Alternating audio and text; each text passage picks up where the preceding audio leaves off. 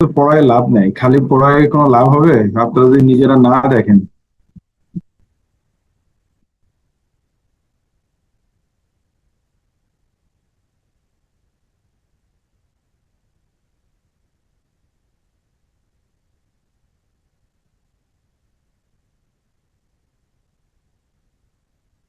আমার স্ক্রিন দেখা যায়? জি স্যার। আচ্ছা, রিগানের ক্লাস কি শেষ নাকি? ওই যে এক চ্যাপ্টার 1 to 6 কি শেষ?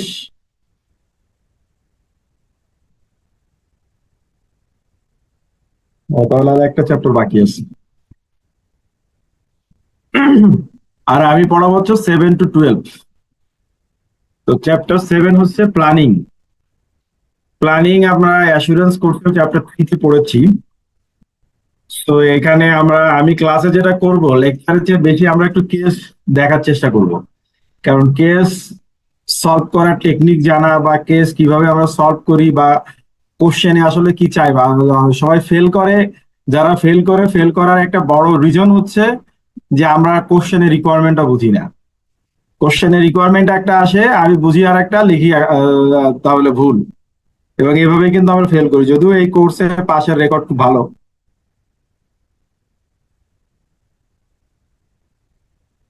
তো শুরুতে বলা হচ্ছে নিড টু প্ল্যান। প্ল্যান কেন করা দরকার? একটা আপনার অডিট সিনপসিসটা করার একটু আগে জুম করবেন। আমাদের কেন প্ল্যান করা জরুরি? কেউ কিছু বলতেছেন নাকি? জি স্যার, আপনি কি একটু জুম করা যায় আপনার শীটটা? জি নাই। না, আপনার শীটটা কি স্যার আরেকটু জুম করা যায়? কেন দেখতে সহজ? আপনি মোবাইলে ক্লাস করতেছেন? ল্যাপটপে করতেছি।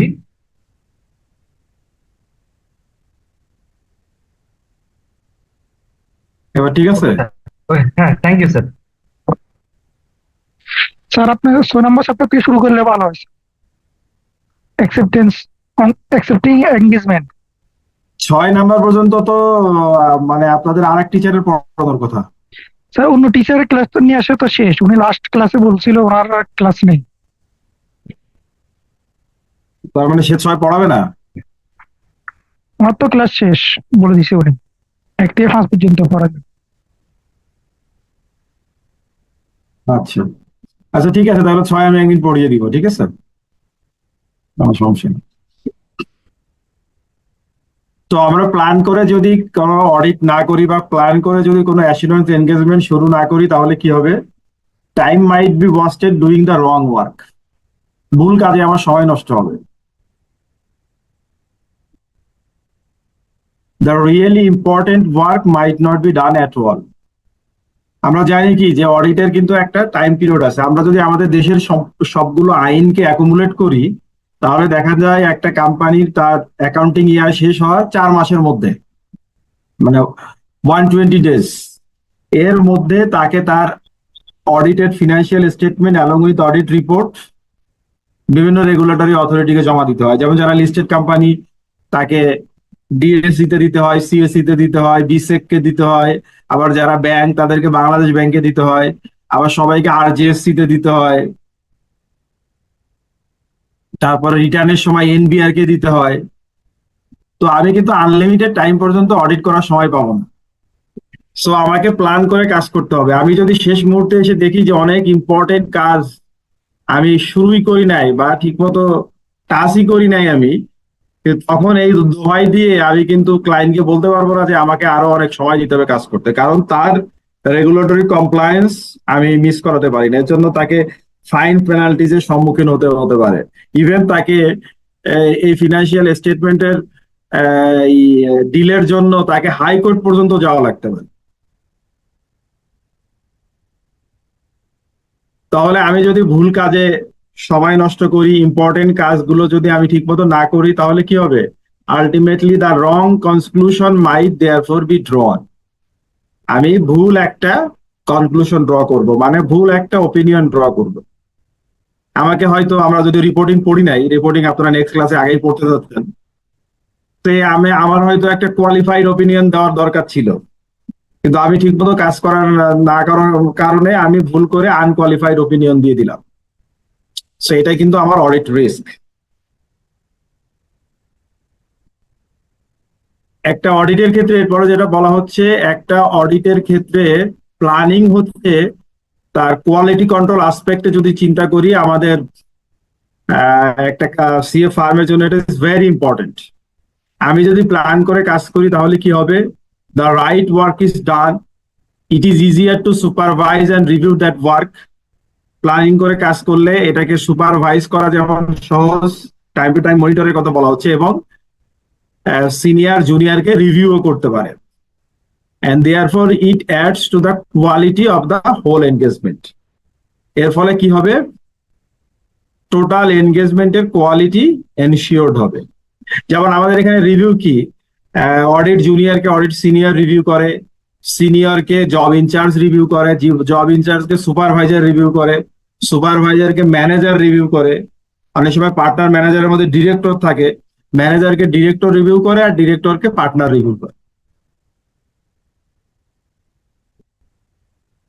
কিন্তু আমাদের আবার একটা সমস্যা আছে, আমরা কি করি, যে পার্টনার ভালো রিভিউ করে, কড়া রিভিউ করে, তার কাজ ভালো করে করি। যে পার্টনার দেখি যে যা নিয়ে যায় সাইন করে দেয়, তার কাজ ঠিক মতো করি। কাজ ঠিক মতো না করলে যেটা হবে, আপনি আপনাকে নিজেকে দিবেন। এই সিএ ফার্মের বা এই সিএ প্রফেশনের ম্যাজিক হচ্ছে কিন্তু এই 3 ইয়ার্স আর্টিকেলশিপ। আমি যে সিএ নিয়ে যে বইগুলো লিখেছি সেখানে কিন্তু আমি এটা বলার চেষ্টা করছি। অনেকে মনে করে যে এই 3 বছরের আর্টিকেলশিপ হচ্ছে সিএ পড়ার ক্ষেত্রে ব্যারিয়ার, অথচ ঘটনাটা কিন্তু উল্টা। এই 3 বছরের আর্টিকেলশিপই হচ্ছে সিএ প্রফেশনের ম্যাজিক। অন্য যে কোনো ডিগ্রি থেকে আমাদের যে এত ডিমান্ড, আমাদেরকে যে মানুষ এত এক্সেপশনালি কাউন্ট করে, এত হ্যান্ডসাম স্যালারি দেয়, সবকিছুর মূলে কিন্তু এই 3 বছরের আর্টিকেলশিপ। সো এই 3 বছরের আর্টিকেলশিপে আমাকে প্র্যাকটিক্যাল নলেজ বিভিন্ন ফিল্ডে যত বেশি সম্ভব এটাকে অ্যাকোয়ার করার চেষ্টা করতে হবে।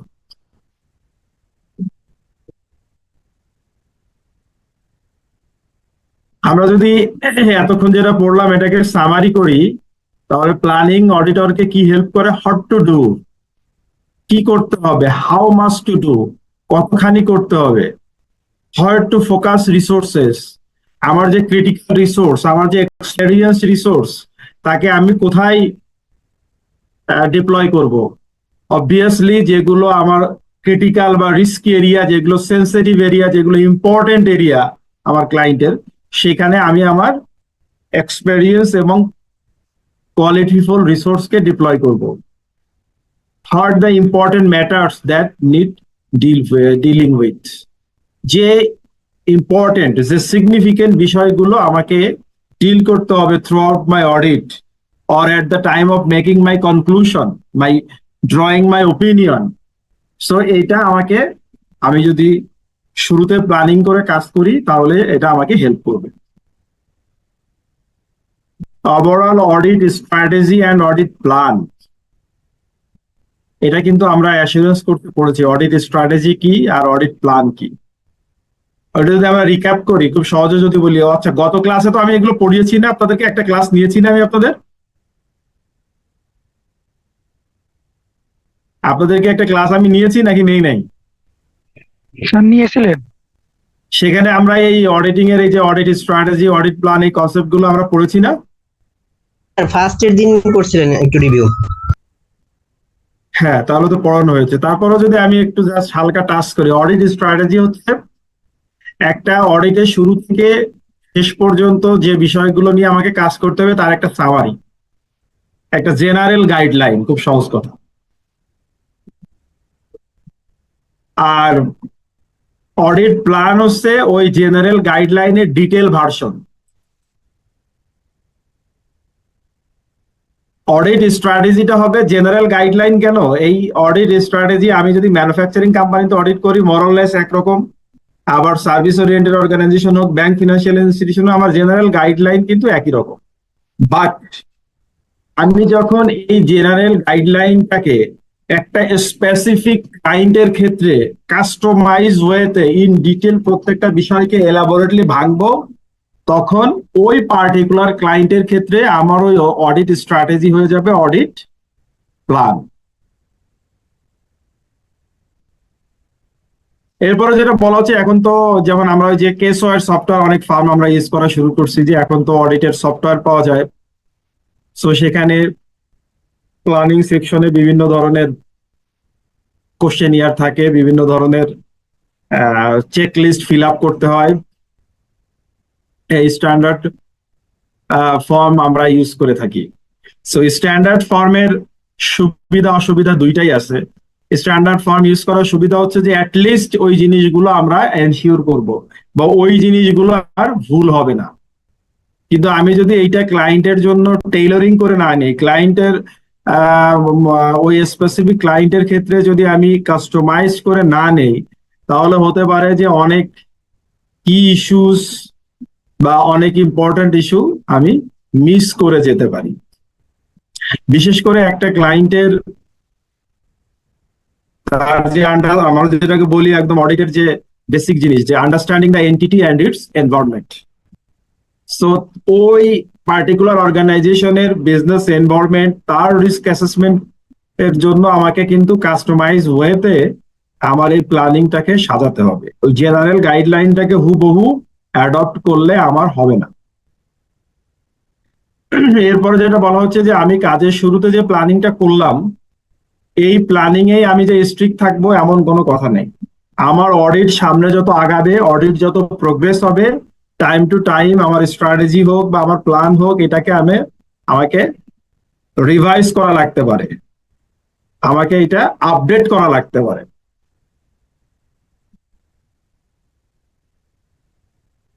দেন যে কনসেপ্টের কথা বলা হচ্ছে ম্যাটেরিয়ালিটি, ম্যাটেরিয়ালিটি নিয়ে আমরা প্রথম ক্লাসে অনেক কথা বলেছি।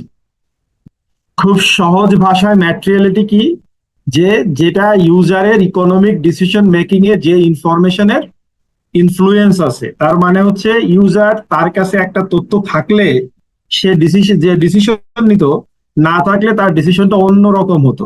তার মানে ওই ইনফরমেশনটা তার জন্য ম্যাটেরিয়াল।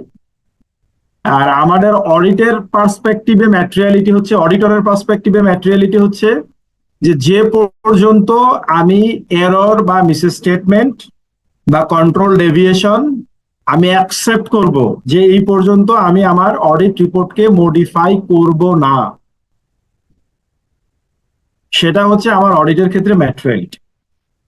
সো ম্যাটেরিয়ালিটি হচ্ছে দুই ধরনের, একটা হচ্ছে কোয়ালিটেটিভ ম্যাটেরিয়ালিটি আর একটা হচ্ছে কোয়ান্টিটেটিভ ম্যাটেরিয়ালিটি। নর্মালি আমরা ম্যাটেরিয়ালিটি বলতে কোয়ান্টিটেটিভ ম্যাটেরিয়ালিটিকেই বুঝি।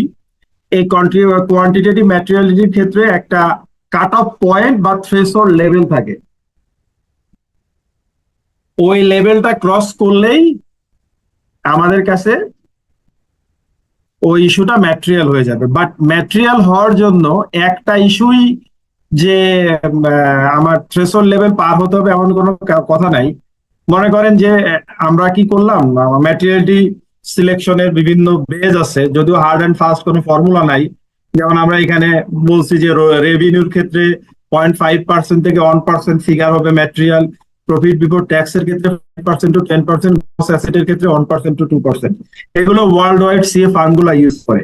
যদিও আমাদের যে আইএসএ 320 সেখানে বলা আছে ম্যাটেরিয়ালিটি কি জিনিস, it's a matter of auditors professional judgement, আর কিছুই বলা নেই সেখানে, এরকম কোয়ান্টিটেটিভ কোনো কিছুই বলা নাই।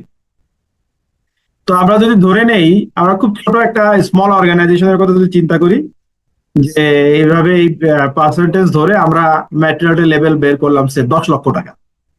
তো আমার কাট অফ পয়েন্ট হচ্ছে বা আমার থ্রেশহোল্ড লেভেল হচ্ছে এই 10 লক্ষ টাকা।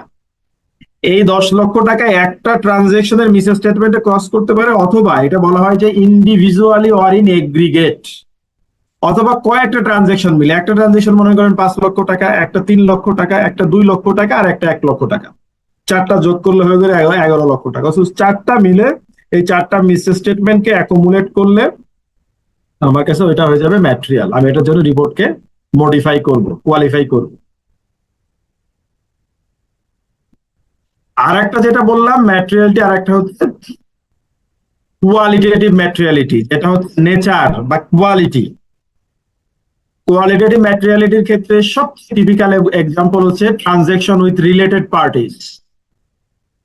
Any sort of related party transaction is material, সেটা আর্মস লেন্থ হোক আর না হোক। আর্মস লেন্থ মানে কি, একটা জেনারেল কাস্টমারের সঙ্গে যে টার্মস এন্ড কন্ডিশনে সে ট্রানজেকশন করে, ওই তো বলে রিলেটেড পার্টির সঙ্গেও সেভাবেই ট্রানজেকশন করে, তাহলেও এটা ম্যাটেরিয়াল। এবং আমরা জানি যে এই ম্যাটেরিয়ালিটির রিলেটেড পার্টির জন্য আমাদের একটা আইএস আছে, IS 24, disclosure of related party transaction. এখানে বলা আছে যে any sort of related party transaction shall be disclosed in the financial statements. So এটা 1 টাকা ট্রানজেকশন হলেও ডিসক্লোজ করতে হবে, 100 টাকার হলেও করতে হবে, 100 কোটি টাকার হলেও করতে হবে। কারণ আমরা জানি কি রিলেটেড পার্টি কারা? Those who have significant influence in the decision making of a company. এবং সবার আগে চলে আসবে কে? Board of directors.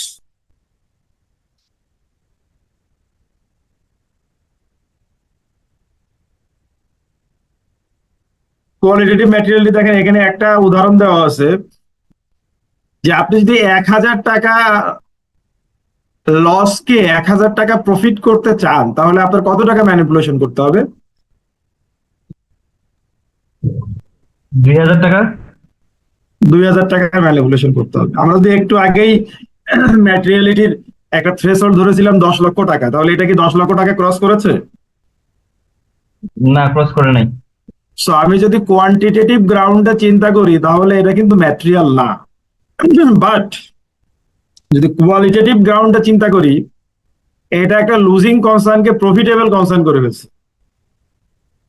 তো দিন শেষে সবাই বলবে যে 1000 করুক আর যাই করুক, লস তো করে নাই। সো এটা কিন্তু huge influence on the mindset of N share holder. তারপরে হচ্ছে এই যে ম্যানিপুলেশনটা করলো, একটা কোম্পানির ফিনান্সিয়াল স্টেটমেন্টকে অথেন্টিকেট করে অ্যাপ্রুভ করে কে? বোর্ড অফ ডিরেক্টরস, যাদের উপরে শেয়ার হোল্ডাররা আধুনিক এই কনসেপ্টে বলা হয় যে board of directors are the agent of the share holders. So যাদেরকে শেয়ার হোল্ডাররা বিশ্বাস করে ওই কোম্পানি পরিচালনার দায়িত্ব দিয়েছে, সে যদি ফিনান্সিয়াল স্টেটমেন্ট এইভাবে ম্যানিপুলেট করে, তাহলে তো আর শেয়ার হোল্ডাররা যাবে কার কাছে? কাকে রিলাই করবে? এই জন্য 2000 টাকার ম্যানিপুলেশন করলেও কোয়ালিটেটিভ গ্রাউন্ডে দিস ইজ ম্যাটেরিয়াল। আর একটা ম্যাটেরিয়ালিটি আছে যেটাকে আমরা বলি পারফরমেন্স ম্যাটেরিয়ালিটি। আপনারা দেখবেন যে আইএসএ তে 2টা টার্ম আছে, একটাকে বলা হয় ফিনান্সিয়াল স্টেটমেন্ট লেভেল, আর একটাকে বলা হয় assertion level. Financial statement level মানে হচ্ছে ওভারঅল ফিনান্সিয়াল স্টেটমেন্টকে বিবেচনা করা। যেমন আমরা একটু আগে যে ম্যাটেরিয়ালিটি বললাম 10 লক্ষ টাকা, এই 10 লক্ষ টাকা আমরা ম্যাটেরিয়ালিটি লেভেল সেট করেছি ওভারঅল ফিনান্সিয়াল স্টেটমেন্ট লেভেলে। আর অ্যাসারশন লেভেলকে অ্যাসারশন বলা হয়, হতে পারে কোনো পার্টিকুলার ক্লাস অফ ট্রানজেকশন, হতে পারে কোনো একটা পার্টিকুলার অ্যাকাউন্ট ব্যালেন্স, সে অ্যাকাউন্ট রিসিভেবল। আবার অ্যাকাউন্ট রিসিভেবলেরই কিছু পার্টিকুলার ট্রানজেকশন নিয়ে আমি বলতে পারি। তো পারফরমেন্স ম্যাটেরিয়ালিটিতে যেটা বলা হচ্ছে, অ্যাজ অ্যান অডিটর আমি যদি মনে করি কোনো এরিয়াতে আমার রিস্ক বেশি, বা আমি টেস্ট অফ কন্ট্রোল করে দেখলাম যে এখানে কন্ট্রোল উইকনেস আছে, সো আমাকে সাবস্টেন্টিভ টেস্ট একটু বেশি করা দরকার আমার রিস্কটাকে মিটিগেট করার জন্য, তখন আমি চিন্তা করব যে এখানে আমি আর একটু কাজ বেশি করব। সো কাজ বেশি করতে যে এটা কিসের ক্ষেত্রে হবে? কোনো পার্টিকুলার ক্লাস অফ ট্রানজেকশন অথবা পার্টিকুলার অ্যাকাউন্ট ব্যালেন্স লেভেলে। তো আমি কাজ যদি বেশি করতে চাই, তাহলে আমার ম্যাটেরিয়ালিটি লেভেল বাড়ানো উচিত না কমানো উচিত? কমানো উচিত। কমানো উচিত। ঠিক আছে, তো অন্যরা সাপোর্ট করেন তো? আমরা কি বলেছিলাম? There is an inverse relationship between materiality and audit risk. Audit risk এবং ম্যাটেরিয়ালিটির মধ্যে হচ্ছে বিপরীতমুখী সম্পর্ক। সো রিস্ক বেশি হলে আমাকে কাজ বেশি করতে হবে, তাহলে কি করতে হবে? ম্যাটেরিয়ালিটি লেভেল কমাতে হবে। আর রিস্ক যদি কম হয়, আমি একটু ছাড়ও দিতে পারি, তাহলে আমাকে কি করতে হবে? ম্যাটেরিয়ালিটি লেভেল আমি চাইলে একটু বাড়াতে পারি। তো এখানে আমরা আলোচনার ক্ষেত্রে যেটা বলার চেষ্টা করছি যে কোনো একটা পার্টিকুলার ক্লাস অফ ট্রানজেকশন বা অ্যাকাউন্ট ব্যালেন্স লেভেলে আমার মনে হচ্ছে রিস্ক একটু বেশি, আমি কাজ একটু বেশি করতে চাই। সো কাজ বেশি করতে চাই, আমি যে ওভারঅল ফিনান্সিয়াল স্টেটমেন্ট লেভেলে যে ম্যাটেরিয়ালিটি ঠিক করেছি, ওর থেকে আমার ম্যাটেরিয়ালিটিটাকে আরেকটু বেশি কাজ করতে চাইলে কমাতে হবে। সে আমি ম্যাটেরিয়ালিটি লেভেল সেট করলাম 8 লক্ষ টাকা। এই যে 10 লক্ষ টাকা ওভারঅল ফিনান্সিয়াল স্টেটমেন্টের ম্যাটেরিয়ালিটি, তাকে আমি কোনো একটা পার্টিকুলার ক্লাস অফ ট্রানজেকশন বা অ্যাকাউন্ট ব্যালেন্স লেভেলে যে কমিয়ে 8 লক্ষ টাকা করলাম, এইটাকে বলা হয় পারফরমেন্স ম্যাটেরিয়ালিটি। তাহলে পারফরমেন্স ম্যাটেরিয়ালিটির নেচারটা কি, সেটাকে আমরা অ্যাপ্লাই করি কোনো পার্টিকুলার ক্লাস অফ ট্রানজেকশন বা অ্যাকাউন্ট ব্যালেন্সের ক্ষেত্রে, নট ওভারঅল ফিনান্সিয়াল স্টেটমেন্ট লেভেলের ক্ষেত্রে। আর এটা অবশ্যই performance ম্যাটেরিয়ালিটি will be lower than আমার ফিনান্সিয়াল স্টেটমেন্ট লেভেলের ওভারঅল ম্যাটেরিয়ালিটি। ফিনান্সিয়াল স্টেটমেন্ট লেভেলে যে আমার ওভারঅল ম্যাটেরিয়ালিটি হবে, তার চেয়ে পারফরমেন্স ম্যাটেরিয়ালিটি তাহলে কি হবে, বড় হবে না ছোট হবে?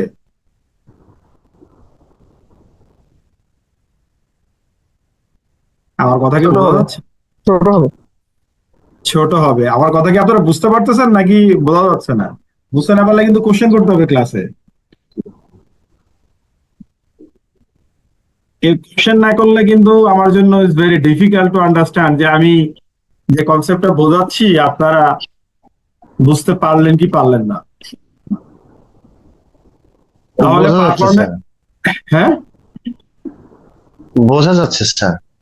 আচ্ছা, তাহলে পারফরমেন্স ম্যাটেরিয়ালিটি আমরা কি বললাম, এটা আমরা অ্যাপ্লাই করি কোনো পার্টিকুলার ক্লাসেস অফ ট্রানজেকশন আর অ্যাকাউন্ট ব্যালেন্সের ক্ষেত্রে, এবং এইটা আমার যে ফিনান্সিয়াল স্টেটমেন্ট লেভেলে যে ম্যাটেরিয়ালিটি তার চেয়ে এটা ছোট হবে।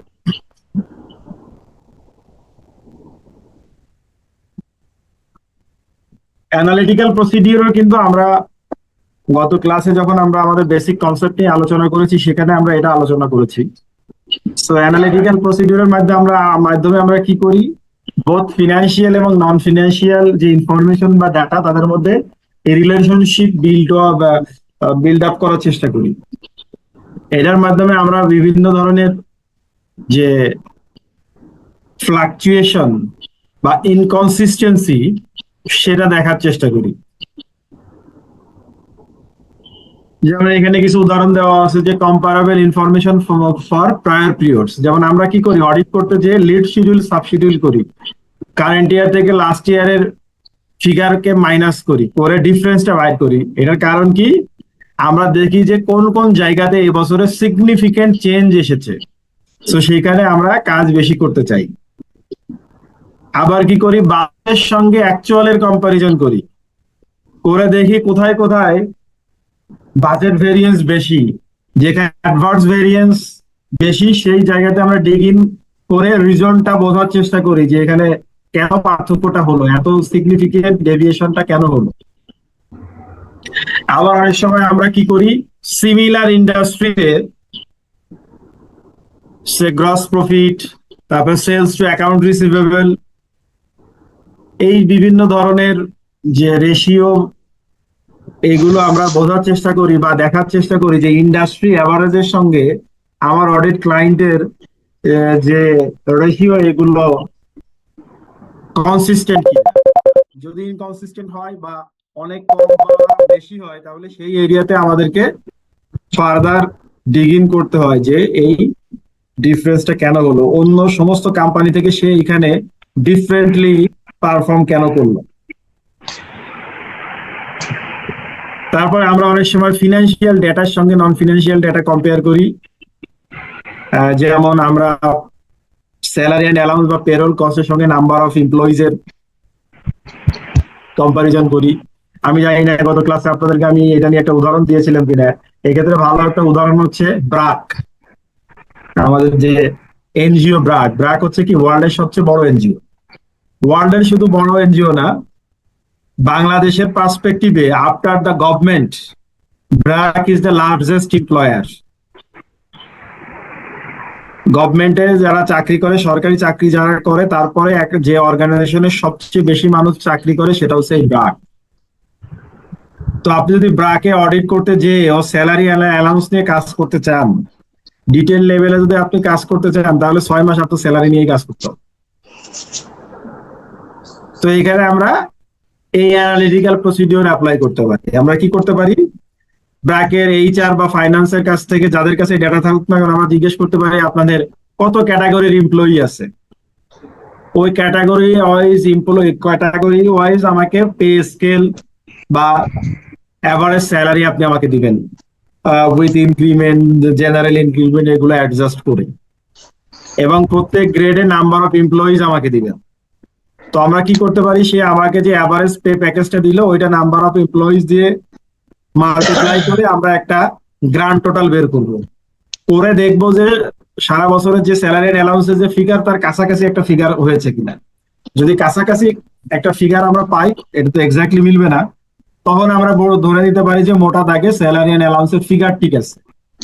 দেন আমরা কি করতে পারি, স্যালারির ক্ষেত্রে যে টিডিএস এর ব্যাপার আছে, ট্যাক্স ডিডাক্টেড এট সোর্স, সেটা আমাদের ইনকাম ট্যাক্স অ্যাক্ট 2023 অনুযায়ী হয়েছে কিনা সেটা আমরা দেখতে পারি। তারপরে একজন এমপ্লয়ির যে অফার লেটার, অফার লেটারে তাকে যে যে সুবিধা বা যেভাবে তার স্যালারি দেওয়ার কথা সেটা তাকে দিচ্ছে কিনা। তারপরে কেউ যদি রিজাইন দিয়ে চলে যায়, তার যে এন্ড সার্ভিস বেনিফিট সেটা তাকে ঠিক মতো দেওয়া হচ্ছে কিনা। তারপরে যদি কোম্পানিতে প্রভিডেন্ট ফান্ড, গ্র্যাচুইটি এগুলো থাকে, সেগুলো থেকে কোম্পানি যে কন্ট্রিবিউশন সেগুলো প্রতি মাসে সেখানে কন্ট্রিবিউট করা হচ্ছে কিনা, এই জাতীয় বিভিন্ন জিনিস আমরা চেক করতে পারি।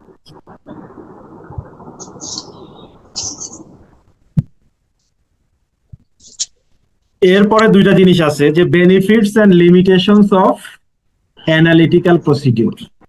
যে অ্যানালিটিক্যাল প্রসিডিউরের কথা আমরা বললাম, এর কিছু সুবিধাও আছে, কিছু অসুবিধাও আছে।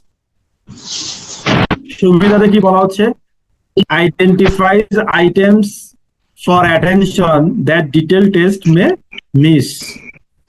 টেস্ট অফ ডিটেল করতে যেয়ে, যেমন এই স্যালারির কথা যেটা বললাম, এত এমপ্লয়ি এত স্যালারি, এটা ডিটেল লেভেলে কাজ করতে যেয়ে এখানে যদি কোনো জায়গাতে স্পেসিফিক কোনো মেকানিজম করে কোনো উল্টাপাল্টা কিছু করা হয়, সেটা আসলে আমি ডিটেল লেভেলে কাজ করতে যেয়ে মিস করে যেতে পারি।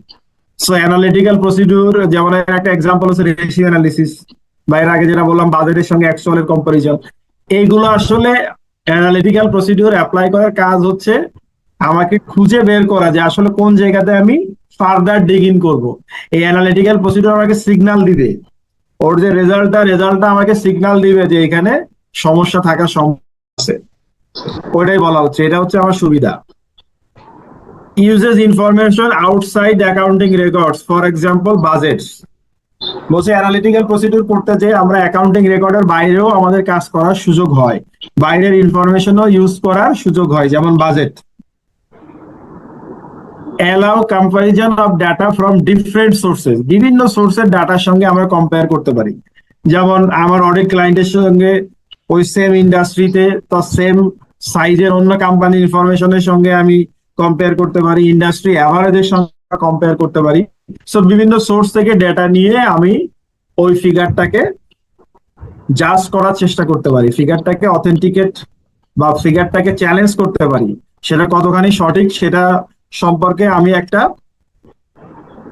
ধারণা পাওয়ার চেষ্টা করতে পারি। এগুলো হচ্ছে অ্যানালিটিক্যাল প্রসিডিউরের বেনিফিট। এর কিছু লিমিটেশন বা ডিমেরিটস আছে। কি জিনিস? A good knowledge of the business is required to understand results. এই অ্যানালিটিক্যাল প্রসিডিউর আমি অডিট টিমের যাকে করাবো সে একজন এক্সপেরিয়েন্সড স্টাফ হতে হবে, এবং বিশেষ করে আমি যে ক্লায়েন্টে কাজ করছি, যে ক্লায়েন্টের অ্যানালিটিক্যাল প্রসিডিউর করব, তার ওই বিজনেস সম্পর্কে একটা ভালো নলেজ থাকতে হবে। ওই কোম্পানি সম্পর্কে বা কোম্পানির বিজনেস সম্পর্কে যদি তার ভালো নলেজ না থাকে, তাহলে সেই যে অ্যানালিটিক্যাল প্রসিডিউর অ্যাপ্লাই করে যে বিভিন্ন ধরনের রেজাল্ট আসবে, ওই রেজাল্টটাকে সে সঠিকভাবে ইন্টারপ্রিট করতে পারবে না। Consistency of result May conceal A material error, মানে একটা ভুল কনসিস্টেন্টলি হচ্ছে। আমরা দেখলাম যে 15% ডিফারেন্স, 2 বছরেই 15% ডিফারেন্স। আমরা দেখলাম যে না, এ তো একইভাবে হচ্ছে, এখানে তেমন কোনো সমস্যা নয়। হতে পারে ওই 15%ই আসলে প্রবলেম, এই প্রবলেমটা এভাবেই ক্যারি ফরওয়ার্ড হচ্ছে। কিন্তু যেহেতু কনসিস্টেন্স রেজাল্ট, বলা হচ্ছে অ্যানালিটিক্যাল প্রসিডিউর অ্যাপ্লাই করে যদি আমি কোনো কনসিস্টেন্ট রেজাল্ট পাই, সেটা অনেক সময় অনেক ম্যাটেরিয়াল এররকে লুকিয়ে রাখে। There may be a tendency to carry out procedures mechanically without appropriate professional skepticism. এখানে বলা হচ্ছে যে আমরা এই যে বিভিন্ন রেশিও অ্যানালিসিস বা লাস্ট ইয়ারের সঙ্গে কারেন্ট ইয়ারের কম্পারিজন, বাজেটের সঙ্গে অ্যাকচুয়ালের কম্পারিজন, যে আমরা যন্ত্রের মতো মেকানিক্যালি এটা রেজাল্টটা বের করে নিজেদের মতো করে একটা ব্যাখ্যা করে চলে গেলাম। প্রপার আমার যে প্রফেশনাল স্কেপটিসিজম, যেটাকে আমরা বলি কি যে critical assessment of audit evidence, you have to have a questioning mind, এইটা যদি না থাকে, এইটা যদি আমরা অ্যাপ্লাই না করি, তাহলে আমার ওই অ্যানালিটিক্যাল প্রসিডিউর আমাকে ভালো রেজাল্ট দিবে না। Requires an experienced member of staff to be done properly, যেটা ওই প্রথমটার সঙ্গে যায়, যে এটা আমাকে করতে গেলে একজন খুব এক্সপেরিয়েন্স অডিট স্টাফ লাগবে। Reliable data may not be available. আমি যে অ্যানালিটিক্যাল প্রসিডিউর অ্যাপ্লাই করব, অ্যানালিটিক্যাল প্রসিডিউর অ্যাপ্লাই করার ক্ষেত্রে আমার যে রিলায়েবল ডাটা লাগবে, সেই ডাটা যদি আমি না পাই, আমি যে ডেটার উপরে বেস করে আমি অ্যানালিটিক্যাল প্রসিডিউর অ্যাপ্লাই করব, সেই ডেটাই যদি অথেন্টিকেট না হয়, তাহলে কি হবে? আমার রেজাল্টটা ভুল হবে। আপনাদের ম্যানুয়ালে দেখবেন কিছু রেশিও দেওয়া আছে, এখানে আমি জাস্ট রেশিওর ফর্মুলাটা আনি নাই।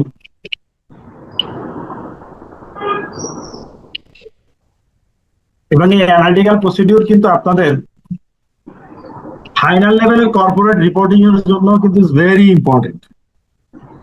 ফাইনাল লেভেলে প্রতি বছর একটা কোশ্চেন থাকে ফিনান্সিয়াল স্টেটমেন্ট অ্যানালাইসিস, এবং তার মধ্যে এই রেশিও ক্যালকুলেট করতে হয়। ফিনান্সিয়াল স্টেটমেন্টকে অ্যানালাইসিস করতে গেলে একটা দিক দিয়ে কি করতে হয়, আমাকে ওই রেশিও ক্যালকুলেট করে রেশিও অনুযায়ী কমেন্ট করতে হয়।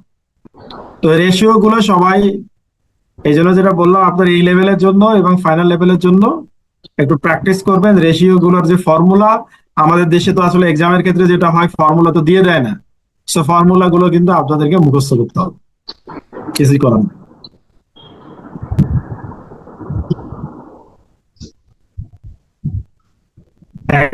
একটা হচ্ছে পারফরমেন্স রেশিও, একটা হচ্ছে short term liquidity, long term solvency, আর একটা হচ্ছে এফিসিয়েন্সি। এই চ্যাপ্টারের শেষের দিকে যেটা আছে রিস্ক ফ্যাক্টর,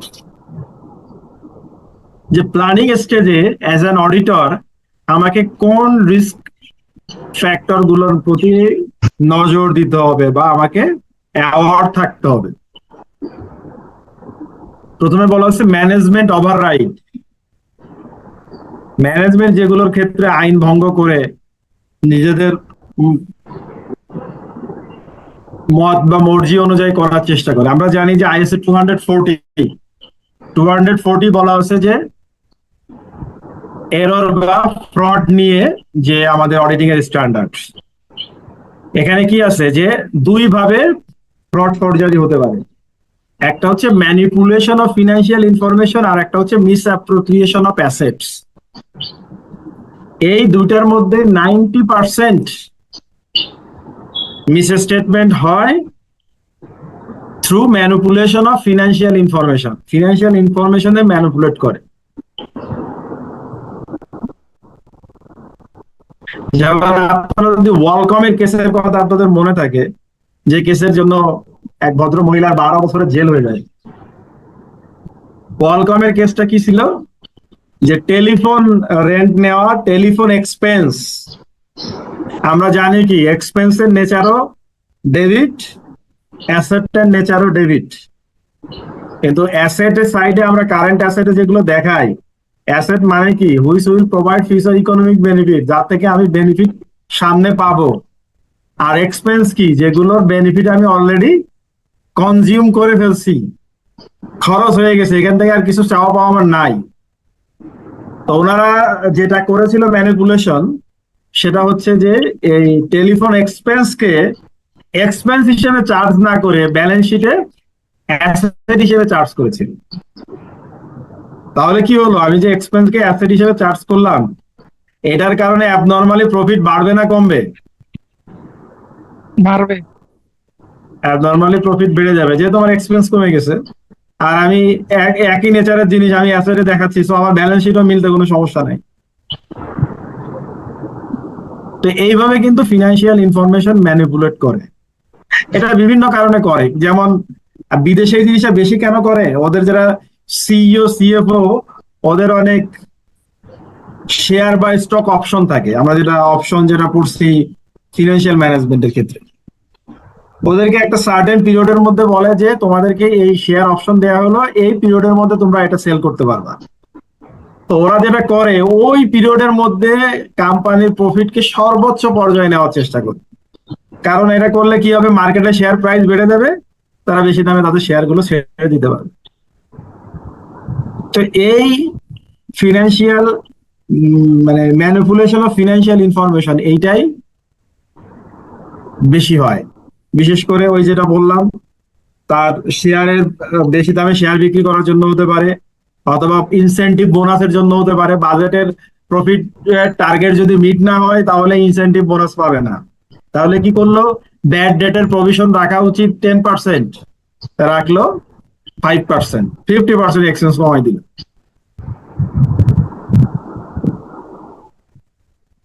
তো আমাকে প্ল্যানিং স্টেজেই আমাকে অ্যাপ্রোপ্রিয়েট অডিট প্রসিডিউর এই ক্ষেত্রে ডিজাইন করতে হবে।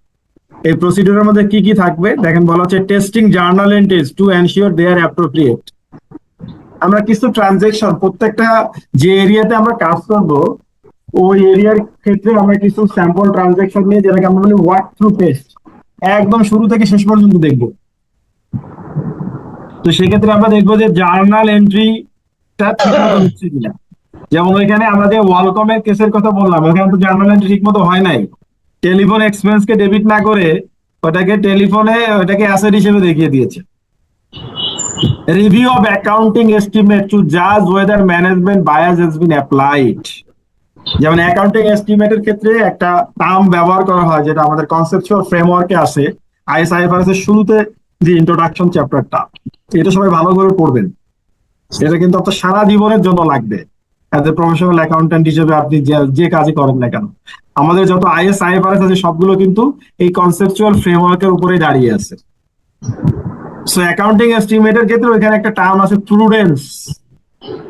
বলা হচ্ছে এই অ্যাকাউন্টিং এস্টিমেট যেহেতু এখানে অনেক সাবজেক্টিভিটি আছে, অনেক সাবজেক্টিভ জাজমেন্ট ইউজ করতে হয়, এই জন্য management should be prudent. Prudent মানে হচ্ছে management should use their best professional judgement. তার মানে সে বায়াসড হতে পারবে না। সে যদি দেখে যে তার বিগত বছরের কাস্টমারের পেমেন্ট হিস্ট্রি, কাস্টমারের প্রোফাইল, এগুলো অ্যানালিসিস করে দেখলো যে আসলে 10% তার যে অ্যাকাউন্ট রিসিভেবল ব্যালেন্স 10% নেক্সট ইয়ারে সে হয়তো আদায় করতে পারবে না, তাহলে তার ব্যাড ডেটের প্রভিশন ওই 10%ই রাখতে হবে। কিন্তু সে দেখলো 10% প্রভিশন যদি সে রাখে তাহলে তার যে বাজেটের যে প্রফিট, টার্গেট যে প্রফিট, সেটা মিট আপ হবে না। এটা যদি মিট আপ না হয় তাহলে বোর্ড অফ ডিরেক্টরস ডিজায়ার্ড লেভেলের ইনসেন্টিভ বোনাস দিবে না, ডিজায়ার্ড লেভেলের প্রমোশন দিবে না। তখন তারা ওই যে বায়াসড হয়ে ওই প্রুডেন্স অ্যাপ্লাই না করে কি করলো, 10%-এর জায়গায় 5% রাখলো ব্যাড ডেটের প্রভিশন, সিম্পলি 50% কমিয়ে দিল একটা খরচ। এই জিনিসটা আমাকে দেখতে হবে। Scrutinising significant and unusual transactions. Significant মানে যে সমস্ত বড় বড় ট্রানজাকশন ঘটেছে কোম্পানিতে সারা বছর, সেটা আমাকে দেখতে হবে। আর হচ্ছে আনইউজুয়াল ট্রানজাকশন, এরকম যদি ট্রানজাকশন ঘটে থাকে, যেমন এই জার্নাল এন্ট্রি বা ট্রানজাকশনের ক্ষেত্রে, যেমন আমি যদি আপনাদেরকে একটা উদাহরণ দেই, রিটেন আর্নিংস। এই রিটেন আর্নিংস 2-1 টাচ করার প্রয়োজন হয় একটা কোম্পানিতে। যেমন ইয়ার এন্ডিং এর প্রফিট যখন সব নমিনাল অ্যাকাউন্ট গুলো ইনকাম এক্সপেন্স ক্লোজ করে আমরা প্রফিটটাকে কোথায় নেই, রিটেন আর্নিংস এ নেই। এই একটা সময় রিটেন আর্নিংস দরকার। আর হচ্ছে আমি যদি রিটেন আর্নিংস এর প্রফিট নিয়ে কি করি, ডিভিডেন্ড ডিস্ট্রিবিউট করি, তাহলে রিটেন আর্নিংস এর সঙ্গে জার্নালের দরকার আছে। তাহলে বছরে 1-2 বার এই রিটেন আর্নিংস এর সঙ্গে ট্রানজেকশন হওয়ার সম্ভাবনা আছে। আপনি অডিট করতে যে দেখলেন আরে প্রতি মাসে রিটেন আর্নিংস এর ট্রানজেকশন হয়, এইটা তো হইতে পারে, এটা আনইউজুয়াল জিনিস। তো ওইখানে আপনাকে ভালো মতো কাজ করতে হবে, দেখতে হবে কি ঘটলো যে প্রতি মাসে তাকে রিটেন আর্নিংস এর ট্রানজেকশন করতে হচ্ছে।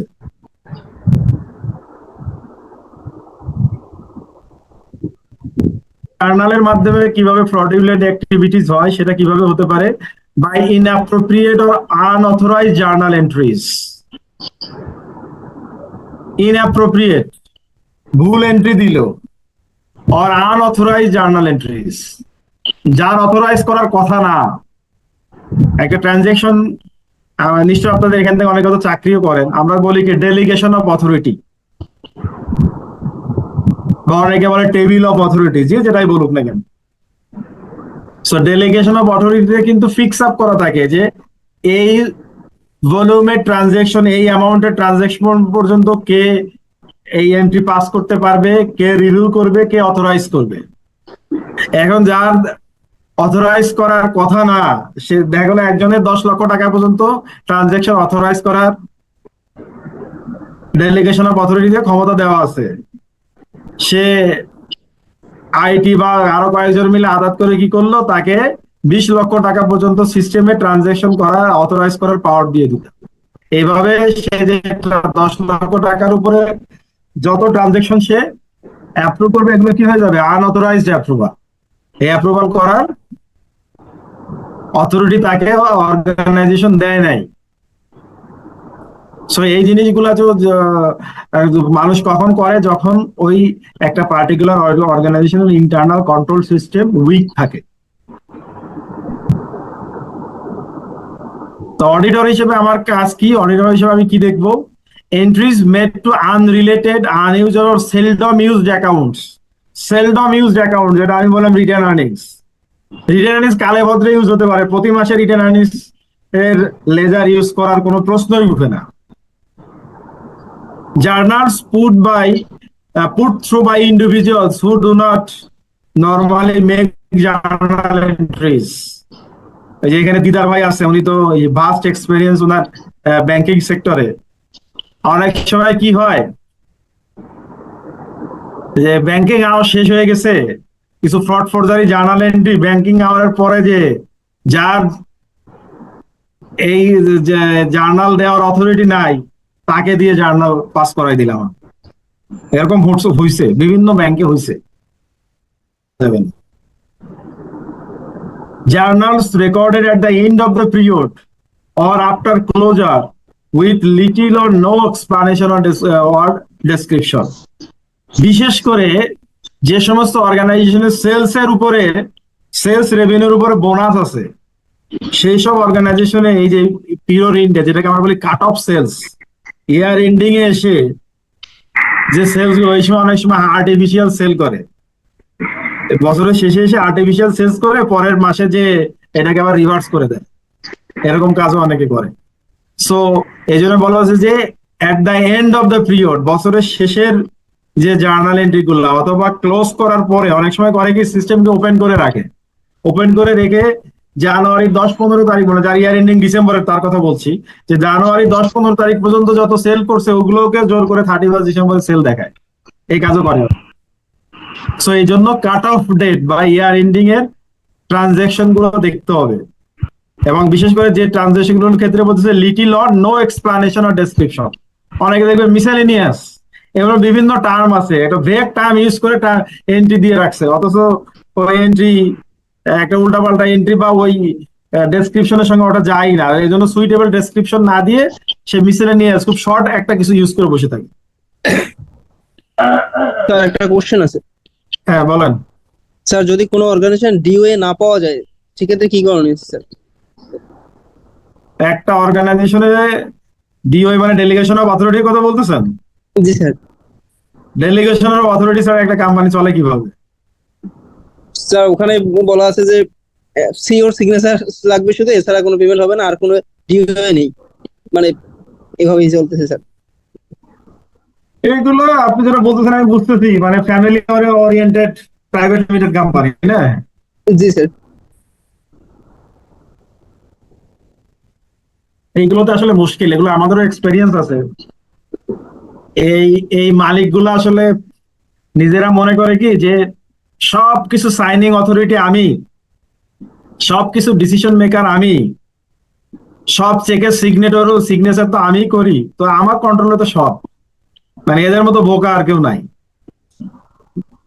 জি স্যার তার লাস্ট মানে কি কোনো কিছু রিটেন নাই? রিটেন না থাকলে যেটা হয়, তার কথাই যদি হয়ে যায় আইন, তো আপনাকে তখন সে বলবে 5টা খুন করতে, আপনি সাথে আরো 2টাকে খুন করবেন, টেরও পাবে না। এই জি ঘটনাগুলো স্যার ঘটে। জি স্যার এই অর্গানাইজে লাস্ট যেটা করলাম স্যার সেখানে মিসলিনিয়াস এক্সপেন্স মানে এক্সপেন্সের অর্ধেক প্রায়। এইখানে যেটা হচ্ছে, তাহলে এবং সবগুলোতেই কি সিওর অ্যাপ্রুভাল আছে? জি স্যার আর পার্সোনালি প্রপার্টি গুলো নিচ্ছে মনে হচ্ছে এরকম করে। বুঝছি।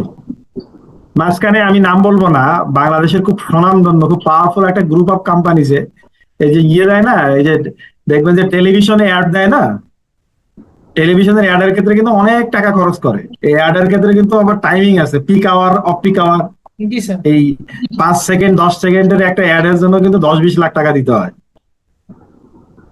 তো আমাদের পরবর্তীতে অবশ্য কাজটা আমাদেরকে দেয় নাই, আমরা একটু বেশি ফি কোট করছিলাম।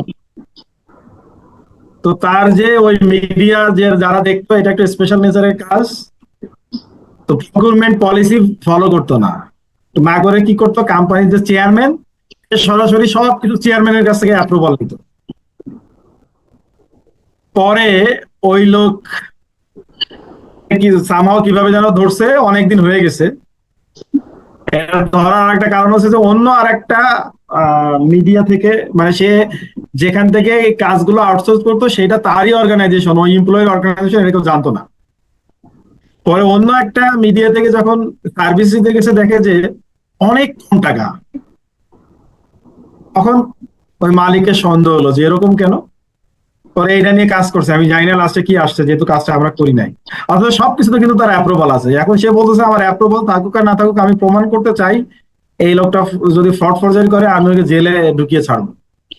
এখন এইটা যদি সে এইটা না ওই নিজের সাইনিং না নিয়ে সে যদি বলতো যে কোনো কথা নাই, আমার কোম্পানিতে প্রকিউরমেন্ট পলিসি যেটা আছে, তুমি মিডিয়াতে বিজ্ঞাপন দাও, যাই দাও, তোমাকে ওই ডিউ কোর্স এর মধ্যে আসতে হবে, ওই পলিসি ফলো করে আসতে হবে, তাহলে কিন্তু সে এই করার সুযোগ পেত না। জি স্যার স্যার প্রকিউরমেন্ট ডিপার্টমেন্টে কিন্তু অনেকে স্যার ম্যাক্সিমাম ক্ষেত্রে করাপ্টেড হয় স্যার। তারা ডকুমেন্ট ঠিকই প্রপারলি কালেকশন করে, সেখানে তারা চাইলে করতে পারে স্যার। হ্যাঁ, এটা আপনি যেটা বলতেছেন, এইটা এইটা এখন খুব হাইলি ইউজ, এটা ধরা খুব মুশকিল। কারণ এইটা ডকুমেন্ট এই জিনিসটা সবচেয়ে বেশি চলে, আমি আপনাকে বলি, এটা আসলে কাগজে কলমে ধরা যায় না। এই জিনিসটা সবচেয়ে বেশি চলে, একটা হচ্ছে রিয়েল এস্টেট সেক্টরে, আর একটা হচ্ছে এই গার্মেন্ট সেক্টরে। ওরা যেখান থেকে মনে করেন সুতা তুলা কিনে বাইরে বলে যে বলে আপনি 5 সেন্ট বা 5 পয়সা, 10-20 পয়সা বা 1 টাকা বাড়াই দেন, বাড়াই দিয়ে ওই বাকি টাকাটা ও নিয়ে নেয় আর কি। যে কোটেশন গুলো তারা নিজেরাই তৈরি করে। হ্যাঁ, নিজেরা তো তৈরি করে, অথবা বাইরের সঙ্গে ওইভাবে তার লিঙ্ক থাকে যে 115 টাকা আপনি বিল করবেন, 110 টাকা আপনার, 5 টাকা আমাকে দিয়ে দিবেন। এরকম করে অনেকে অনেক বাড়ি গাড়ি করছে এই মালিকদের টাকা ইয়ে করে। এটা ধরা স্যার খুব মুশকিল। স্যার মালিকদের আরেকটা সমস্যা হচ্ছে, এই সমস্ত মালিকদের আরেকটা সমস্যা হচ্ছে, এরা টাকা দিয়ে ভালো এমপ্লয়ি রাখতে চায় না। সে যদি মনে করেন 5-7 লাখ টাকা খরচ করে একটা ভালো কোয়ালিফাইড চার্টার্ড অ্যাকাউন্টেন্ট নিয়ে গ্রুপ সিইও রাখে, সে কিন্তু অনেক কিছুতে তাকে হেল্প করতে পারে। কিন্তু ও তা করবে না। মনে করেন এই 1-1.5 লক্ষ টাকা বা 50,000, 1 লক্ষ টাকার মোটামুটি ভালো বুঝে না এরকম লোক রাখবে, যে যাকে সে 50,000 বা 1 লক্ষ টাকা বেতন দিচ্ছে, সে আবার পিছন দিক দিয়ে মাসে 5-10 লাখ টাকা ইনকাম করে যাচ্ছে, মালিকের কোনো খবরই নেই। এই জিনিসগুলো ঘটে। তো এখানে যেটা আসলে আমি অডিট করতে যেয়ে যেটা করব, আমরা অডিট করতে যেয়ে যদি এরকম রিটেন কিছু না থাকে, তাহলে তাদের যেটা প্র্যাকটিস সেটা তাদের কাছে শুনে লিখে নিয়ে সাইন করাই নিতে হবে। করিয়ে নিয়ে ওই প্র্যাকটিস অনুযায়ী তারা তাদের প্রকিউরমেন্ট হোক বা যে সমস্ত জিনিস করার দরকার সেটা করেছে কিনা আমাকে এটা দেখতে হবে। জি স্যার থ্যাংক ইউ। এরপরে বলতেছে journals made without account number. যেমন ব্যাংকের ক্ষেত্রে যেটা করা যায়, এই ট্রানজাকশনের ওই কাস্টমারের অ্যাকাউন্ট নাম্বারটা ট্যাগ করে দেওয়া যায়, তাহলে ওই অ্যাকাউন্টেও যে জিনিসটা রিফ্লেক্টেড হয়। আবার অনেকে এটা কষ্ট করে করতে চায় না, অনেক সময় ফ্রড ফরজারি করতে যেও অনেকে এই কাজ করে। অ্যাকাউন্ট নাম্বারটা দেয় না। রাউন্ড নাম্বার এন্ট্রিজ, নর্মালি একটা রিয়েল ট্রানজাকশনের ক্ষেত্রে রাউন্ডিং ফিগার হওয়ার সম্ভাবনা থাকে খুব রেয়ার অ্যাবসলিউট টার্মে।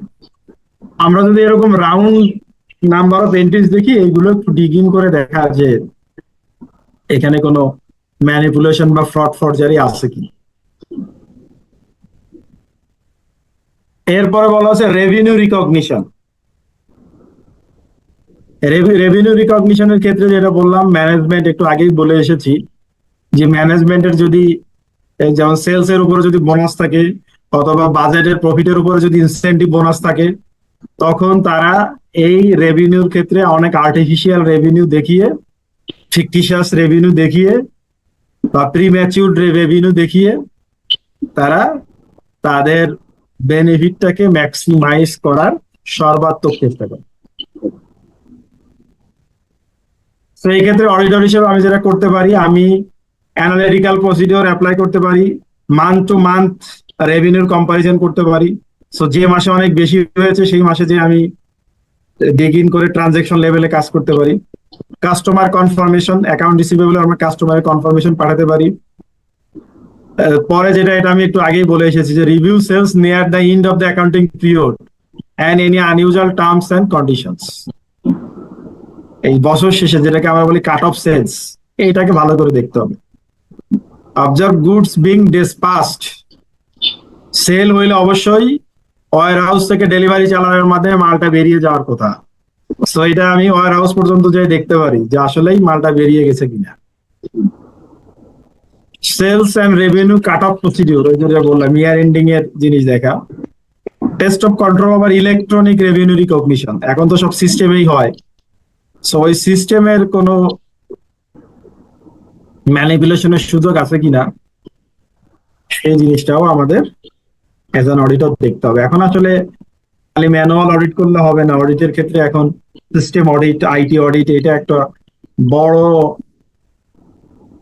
ইস্যু হয়ে গেছে এখন। এইটা হচ্ছে 7 এর মোটামুটি লেকচার। কারো কোনো কোশ্চেন থাকলে করেন, না হলে আমরা একটু কেস দেখবো। স্যার একটা রিকোয়েস্ট করবো আপনাকে স্যার। বলেন। স্যার এই আপনার কাছে তো এই 1 থেকে 6 পর্যন্ত যে লেকচার শিট গুলো আছে স্যার, চ্যাপ্টার, কাইন্ডলি দেওয়া যাবে স্যার আপনারগুলা? কারণ আপনারটা আমার কাছে 1 একটু ভালো থেকে লাগছে। 6 পর্যন্ত মনে হয় আমি কখনো পড়িয়েছি কিনা, 6 নাম্বার চ্যাপ্টার পড়িয়ে থাকতে পারি। 1 থেকে ওইগুলো লেকচার মনে হয় আমার কাছে নাই। স্যার যাই থাকে একটু দিয়ে না আর কি, মানে আপনার লেকচার শিট গুলো মানে ভালো লাগছে এই জন্য আর কি বললাম। না, ওটা আমাকে তাহলে দেখি ফ্রি টাইম পাই। এখন তো ফ্রি টাইম পাওয়ারও সুযোগ নাই, ফার্মে যে প্রেশারের মধ্যে থাকি, এটা তৈরি করতে হবে। এটা আসলে যদি সম্ভব নিজেরাও লেকচার দেখে ওই ম্যানুয়াল থেকে করতে পারেন, এগুলো খুব কঠিন কিছু না। আচ্ছা দেখি, আমি যদি পারি তাহলে হয়তো দিব, আমি কথা দিচ্ছি না, বাট আই উইল ট্রাই। আর কোনো কোশ্চেন থাকলে করেন। কোশ্চেন আছে কোনো?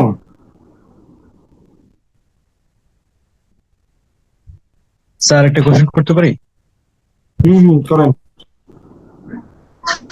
এই যে আমার বিভিন্ন ডকুমেন্টারি প্রসিডিউর, যে পার্টস ডিপার্টমেন্টের কথা বললেন, রিকুইজিশন, সিএস, এমআরআর,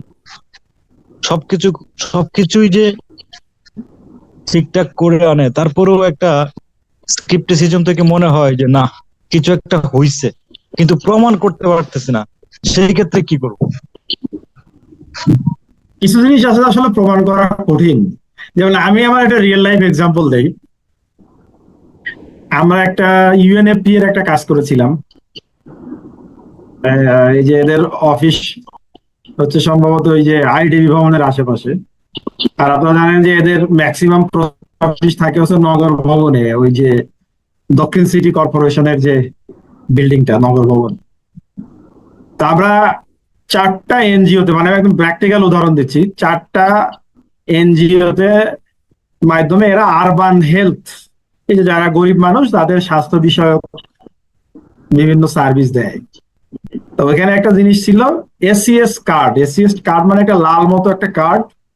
এই কার্ড যে গরিব মানুষের কাছে থাকবে, সে ওই কার্ডটা দেখালে সে ফ্রি সার্ভিস পাবে। তো কার্ডটা প্রকিউর করার কথা হচ্ছে ওই এনজিও গুলার, যে এনজিও গুলা কাজ করে।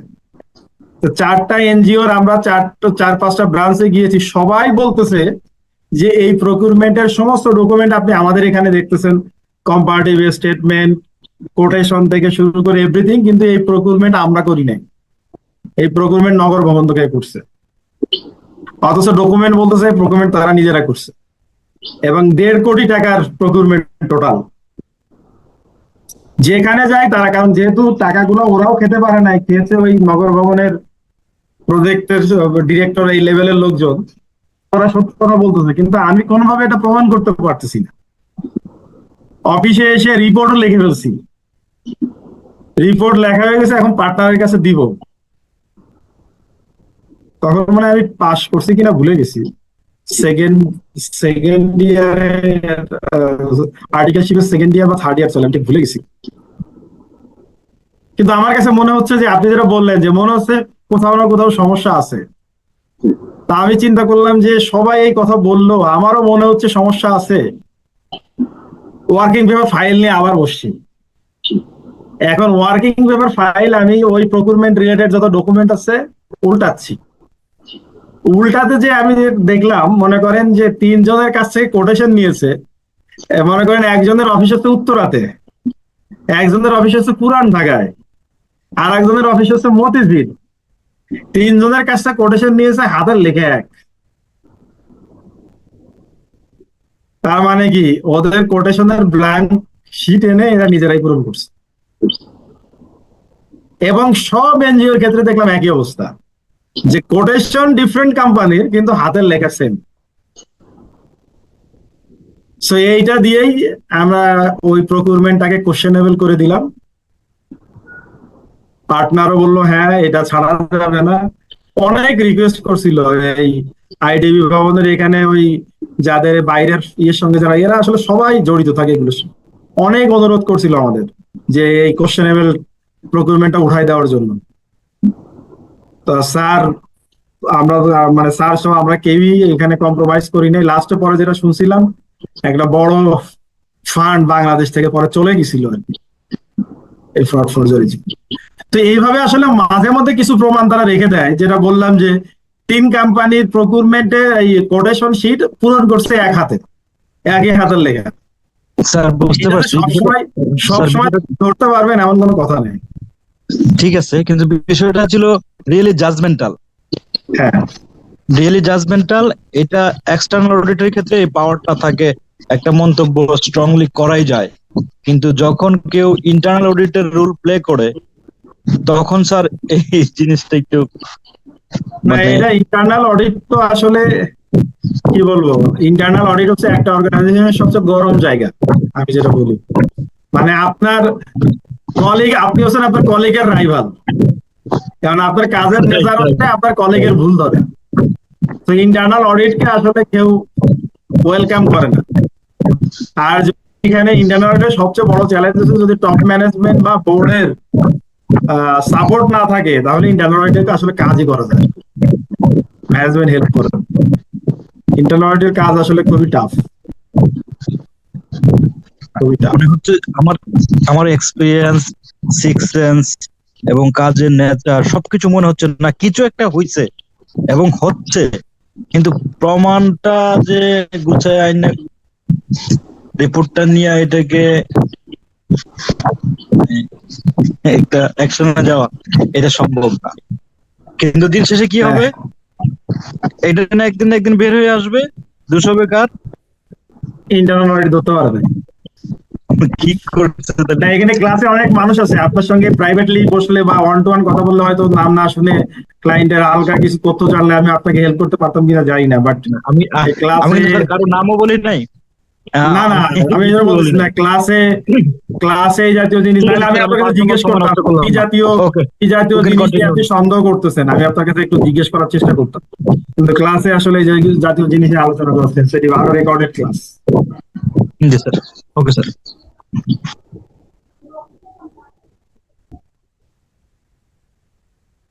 কি আর কারো কোনো কোশ্চেন আছে?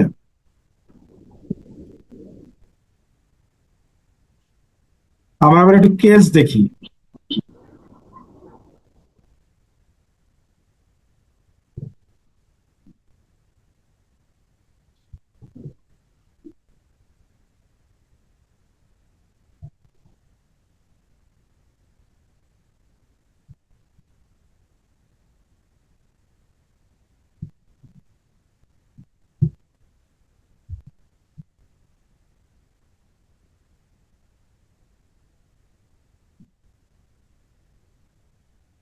আমার স্ক্রিন দেখা যায়?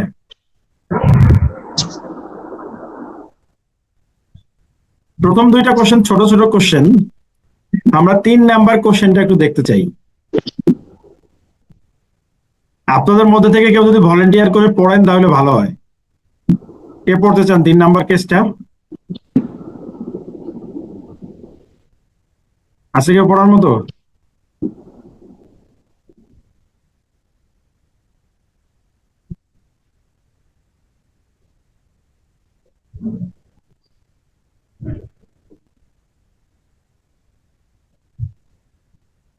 কেউ পড়তে চান না?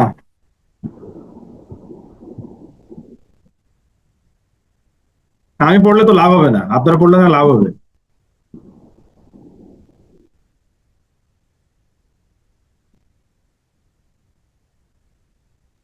স্যার আমরা পড়তে পারবো, কিন্তু স্যার আপনি যদি বলেন তাহলে পড়বো আর কি স্যার, মানে পড়বো বাট হ্যাঁ পড়েন পড়েন।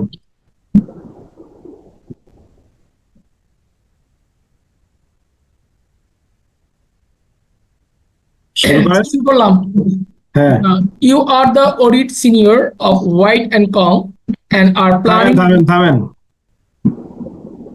আমি ফার্স্ট ক্লাসে বলেছিলাম একটা কেসের কোথা থেকে পড়তে হয় প্রথমে। প্রথমে স্যার রিকোয়ারমেন্ট দেখতে হবে।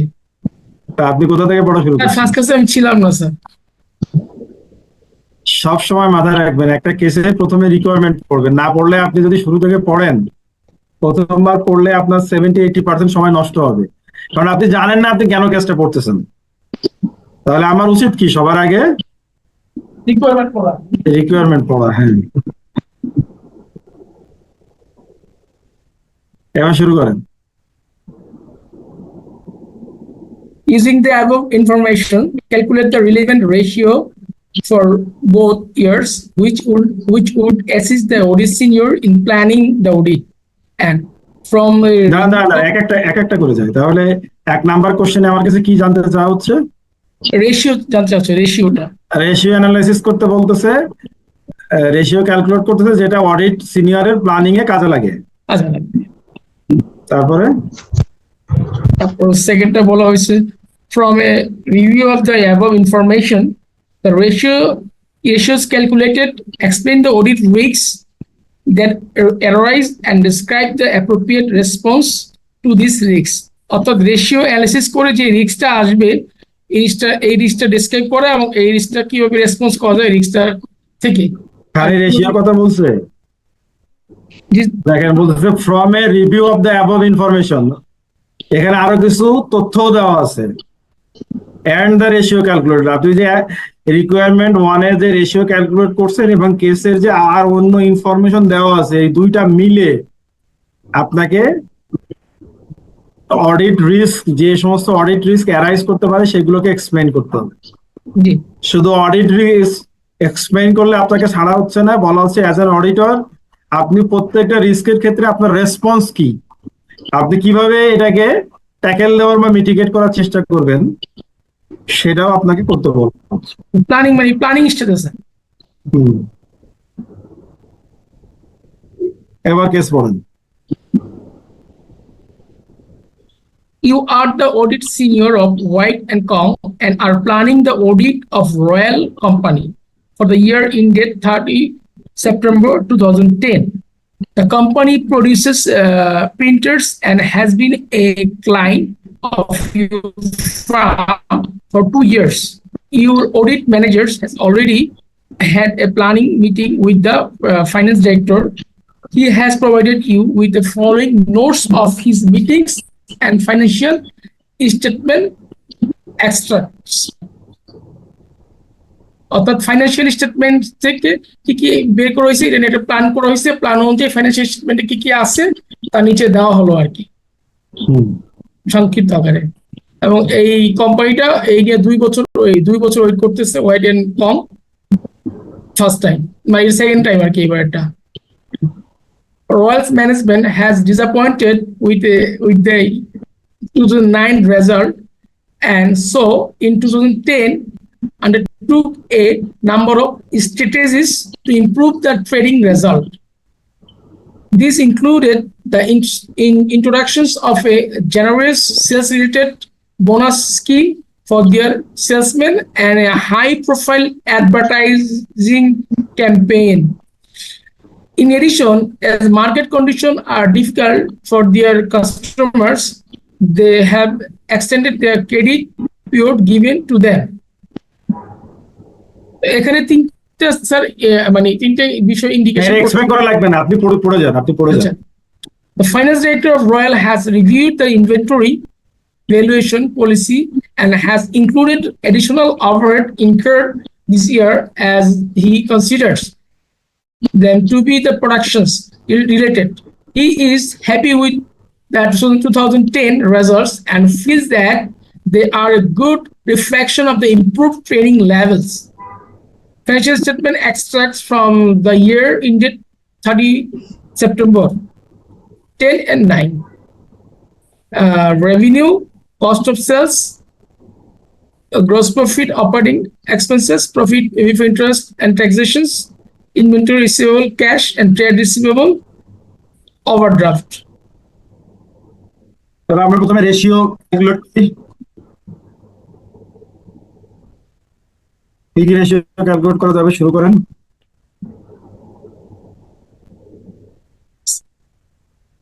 তাহলে প্রথম কাজ যে মানে গ্রস প্রফিট মার্জিন রেশিও কত পার্সেন্ট ছিল গত বছর, এই বছর কত পার্সেন্ট, এটা একটা কাজ দিতে পারে স্যার। বাইর করেন গ্রস প্রফিট, সবাই করেন। গ্রস প্রফিটের ফর্মুলা কি? হচ্ছে প্রফিট বাই সেলস ইনটু 100।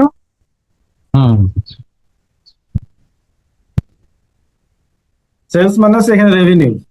জি জি sir, gross profit by revenue into 100। হ্যাঁ হ্যাঁ জি ভাই।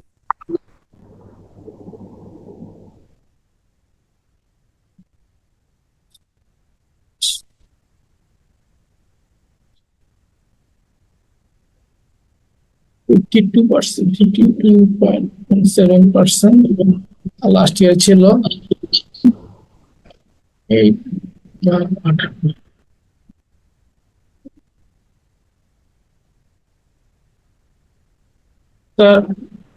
গ্রস প্রফিট মার্জিন কত হচ্ছে দর্শক? লাস্ট ইয়ারে ছিল 44.44% আর এই বছর হয়েছে 52.17%। ঠিক আছে, গ্রস মার্জিন গেল, আর কি বের করা যায়?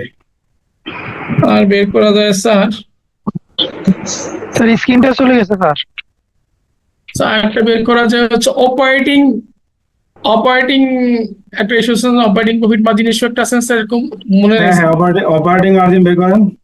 স্যার, ফর্মুলাটা ভুলে গেছি স্যার। স্যার গ্রস প্রফিটের সাথে কম্পেয়ার করবে স্যার, গ্রস প্রফিটের কতটুকু হয়েছে এটা? গ্রস প্রফিট হবে কেন, এখন নেট প্রফিট বাই রেভিনিউ হবে।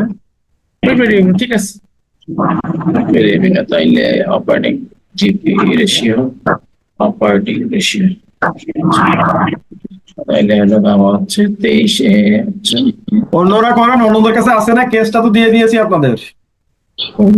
profit before interest and tax, profit before gross profit, what I mentioned, 23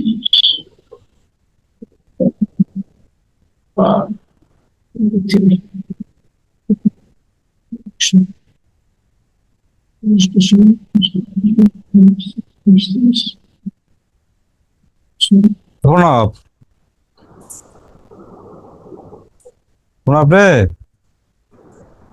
কি করো তুমি?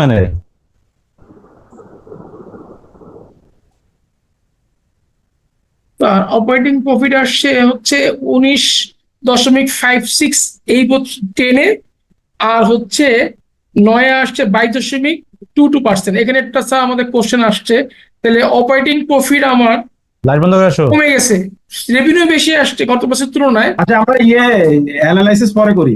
আচ্ছা ঠিক আছে, তাহলে গ্রস মার্জিন বের করলাম, অপারেটিং মার্জিন বের করলাম, আর কি বের করা যায়? আমাদের যে তথ্য আছে আমার বের করা যায় হচ্ছে লাইট বন্ধ করে আসো। Inventory days, receivable days, payable days, এগুলো বের করা যায় না? জি বের করা যাচ্ছে, কারেন্ট রেশিও বের করা যায় স্যার, কারেন্ট রেশিও তো বের করা যায় নাকি sir? Current ratio, quick ratio বের করা যায়। হ্যাঁ, তাহলে ইনভেন্টরি ডেজ বের করেন।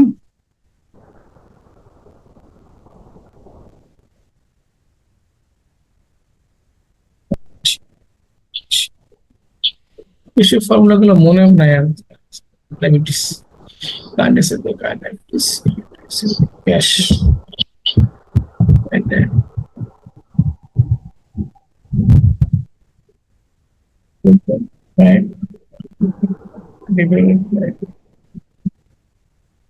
ইনভেন্টরিতে কি হবে? ইনভেন্টরি ডিভাইডেড বাই স্যার মনে নাই cost of sales. Sir, cost of sales divided inventory. Inventory divided by cost of sales. Inventory divided by cost of sales multiplied by 365. আচ্ছা হচ্ছে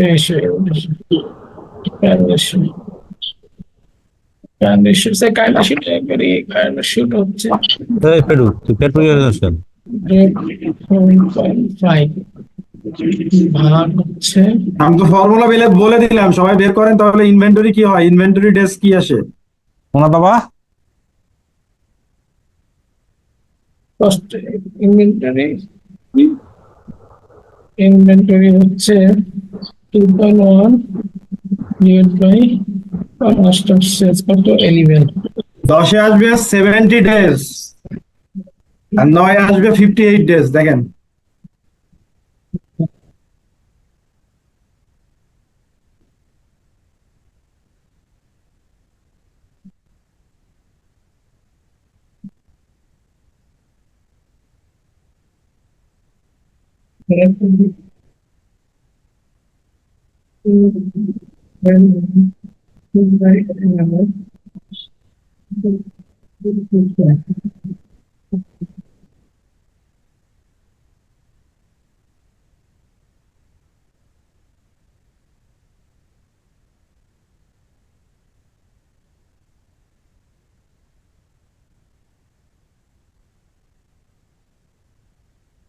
পারেন না আপনারা ইনভেন্টরি ডেজ বের করতে? বললাম inventory divided by cost of sales multiplied by 365।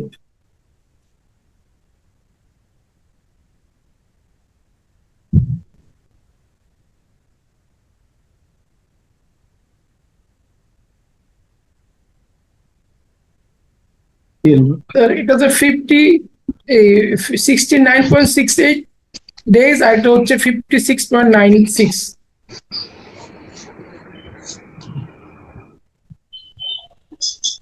একটা 70 হবে, একটা 58 হবে। জি 57 আসছে স্যার। আচ্ছা ঠিক আছে, 1.6 ডিভাইডেড বাই এরপরে বের করেন রিসিভেবল ডেজ। রিসিভেবল ডেজ এর ফর্মুলা কি হবে? Account receivable divided by Revenue. Sales revenue multiplied by 365। Account receivable by sir কি সেলস রেভিনিউ ইনটু 365।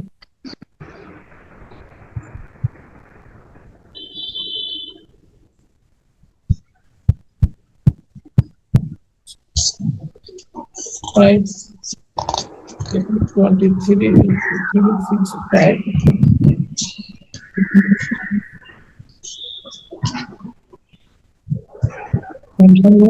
কারোর কাছে কি ক্যালকুলেটর নাই?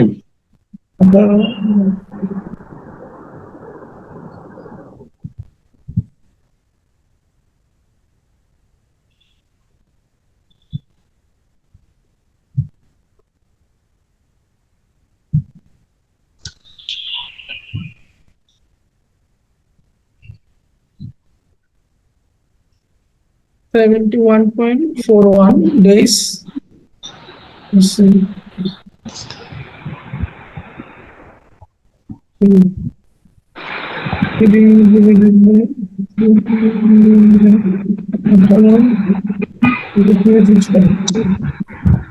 Sir,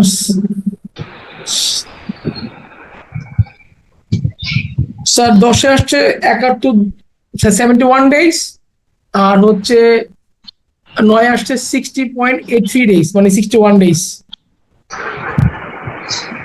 হ্যাঁ 71 ডেজ 61 ডেজ। এরপর বের করেন পেয়েবল ডেজ। পেয়েবল ডেজ এর ফর্মুলা কি হবে? Accounts payable divided by cost of sales Cost of sales to 100. multiplied by 365. 6, 5. Okay. Then payable 1.6 into instructions delivered into 365. 1.20 divided by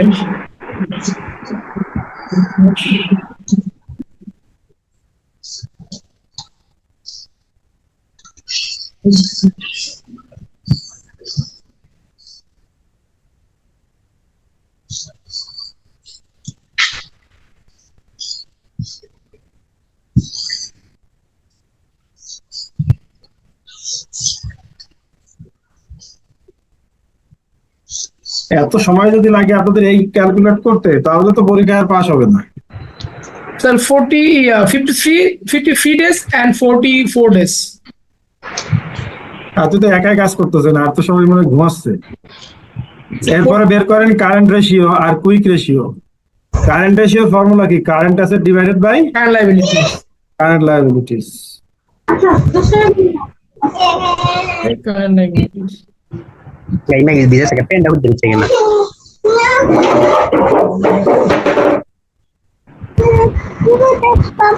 Baba ki.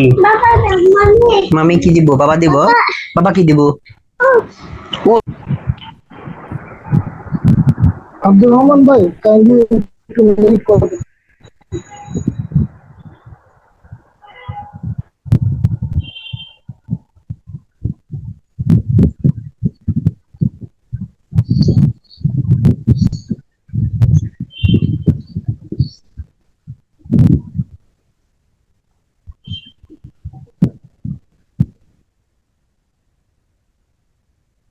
তাহলে current ratio কত আসছে? Calculator করতে এত সময় লাগে আপনাদের? একটা হচ্ছে স্যার একটা হচ্ছে 2.64 একটা করতেছি স্যার। হ্যাঁ, 2010 হচ্ছে 2.6। 2.64 আর কি, আর একটা হচ্ছে ভাগ ভাগ আর একটা হচ্ছে 5.75। হ্যাঁ, 5.75 বা 5.8। এটা আবার এরপর বের করতে হবে কুইক রেশিও। ইনভেন্টরি ইয়েটা বাদ দিব না, ক্যাশটা বাদ দিব নাকি স্যার? ক্যাশ বাদ যাবে। কুইক রেশিও মানে কি? আরো মোর লিকুইড যেটা। আরো মন লিখবো তাহলে কি বাদ যাবে? স্যার, বাদ যাবে হচ্ছে ইনভেন্টরি। কারেন্ট অ্যাসেট থেকে বাদ যাবে হচ্ছে ইনভেন্টরি। ইনভেন্টরি, ঠিক আছে inventory sir. quick ratio. This is what we will do. 12.5 divided by 2.5.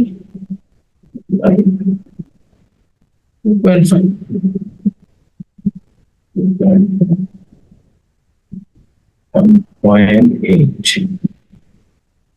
So, 6 0 2.3.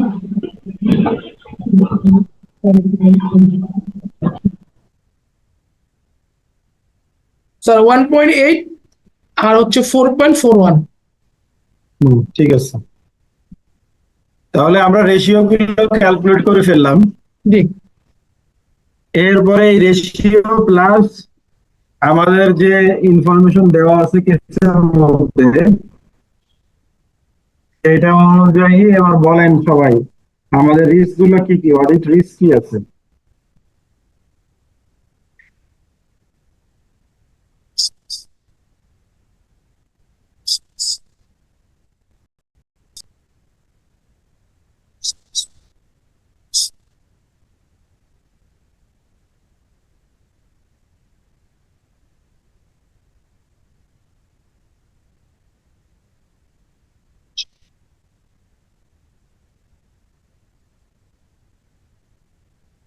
কি কোনো রিস্ক নাই?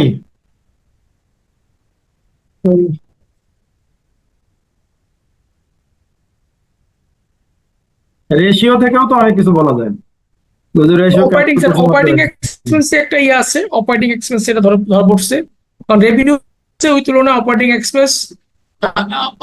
এক্সপেন্স বেশি কমছে গতবার তুলনায়। গতবার প্রফিট ছিল আমার, জিপি ছিল 44, আর সেই তুলনায় ছিল 22.2% হচ্ছে মানে আমার অপারেটিং গ্রস প্রফিট যে হারে বাড়ছে, অপারেটিং প্রফিট শেয়ার বাড়ে নাই, বরং কমছে। শেয়ারে বাড়ে ওটা নাই, গত বছরের তুলনায় কমছে। কমছে। কমছে, এই একটা হ্যাঁ, বড় তাইলে পয়েন্ট। এখানে অপারেটিং risk কি, এখানে কি হতে পারে? একবার অপারেটিং যে এক্সপেন্সটা আছে, এক্সপেন্সটা কোন এখানে এক হতে পারে যে এখানে বলছেন না যে হাই অ্যাডভার্টাইজিং এক্সপেন্স দিছে, আবার সেলস বোনাস আছে। সো অ্যাডভার্টাইজিং এক্সপেন্স এবং সেলস বোনাসের কারণে হতে পারে। আবার ওই যে বলছে না যে ইনভেন্টরি ভ্যালুয়েশন চেঞ্জ করছে, so miss calculation of cost cost of inventory, সেটাও হতে পারে। এই তিনটা পয়েন্ট হইতে পারে। আর কি আছে? একটাই।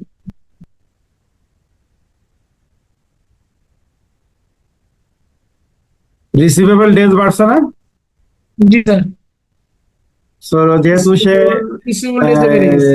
কাস্টমারদের পিরিয়ড বাড়ায় এক্সটেন্ড করে দিছে, সো রিসিভেবল ডেজ যেহেতু বেড়ে গেছে, তার মানে কি তার লিকুইডিটি ক্রাইসিস হইতে পারে এক, আর এটা দুই ক্রাইস কি, হইছে। যে ব্যাড ডেট হয়ে যেতে পারে। জি স্যার, লিকুইডিটি ক্রাইসিস হইছে, বোঝাই যাচ্ছে স্যার। কারণ আমার গত বছরে ওভারড্রাফট ফ্যাসিলিটি ছিল না, জি এবছরে ওভারড্রাফট ফ্যাসিলিটি চলে আসছে। চলে আসছে।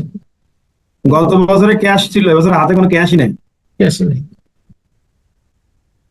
এটা একটা বড় বড় রিস্ক, ক্যাশই নাই তাদের। আর আমরা এই যে লাস্ট যে ক্লাস করে আসলাম, একটু আগে যা পড়িয়ে আসলাম, সেটার আলোকে কিছু রিস্ক এখানে বের করা যায় না?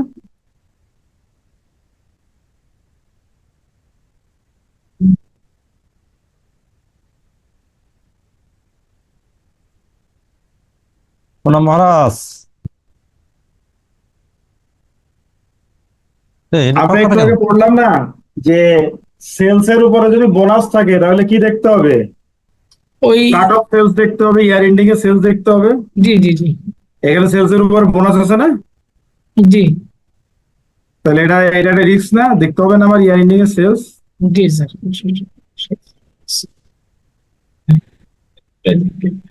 তবে স্যার অ্যাডভার্টাইজমেন্ট ক্যাম্পেইনের যে খরচগুলো হয়েছে, এইটার ভাউচার গুলো দেখতে হবে, এই খরচগুলো কোন পারপাসে এত হয়েছে। মানে হচ্ছে তো ঠিক আছে, মানে কিভাবে হয়েছে, কারণ এখানে কোনো ওভার এস্টিমেট করছে কিনা, বা এখানে কোনো ম্যানিপুলেশন করছে কিনা, বা এই টাকাটা আচ্ছা, আমি একটা জিনিস বলি, আপনারা যেমন ইন্টারমিডিয়েট বা বিভিন্ন সময় ইয়ে করে আসছেন না, রেকটিফিকেশন অফ এরর্স করছেন না, জি ভুল সংশোধন যাবে না। জি সেখানে আমরা কি করতাম, একটা রুল ছিল না যে যে জিনিস সম্পর্কে কিছু বলা নাই আমরা ধরে নিতাম কি ওইটা ঠিক আছে। তো আপনারা এখানে অ্যাডভার্টাইজিং এক্সপেন্স নিয়ে কোনো কোশ্চেন করছে, কিছু বলছে, কোনো সন্দেহ বলা আছে? কি করে যাচ্ছ? না না কিছু কিন্তু বলা নাই, তাহলে ওইটারে কোশ্চেন না করাই ভালো। দেখে যা আছে সেই আলোকে কথা বলতে হবে। তাহলে পরে না না না ক্লাস করতেছে না, ইনভেন্টরি ক্লাস করতে জিনিস এরা ক্লাসে বসে বিভিন্ন জায়গায় কথা বলে, খবরই নাই যে আনমিউটে বসে আছে। তারপরে কি হয়েছে, কারেন্ট রেশিও কুইক রেশিও কমে গেছে না? জি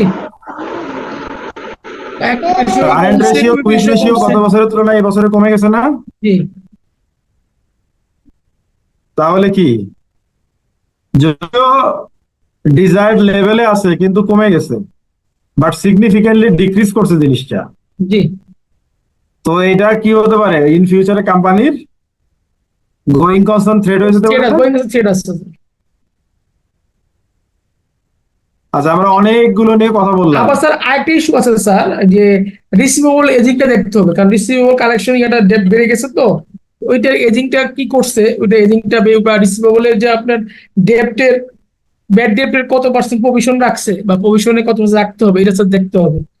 কারণ 60 থেকে 71 হয়ে গেছে, এর মধ্যে আমার ক্যাশ নাই, কিন্তু ক্যাশ নাই তাহলে রিসিভেবলটা বাড়াইলো কেন?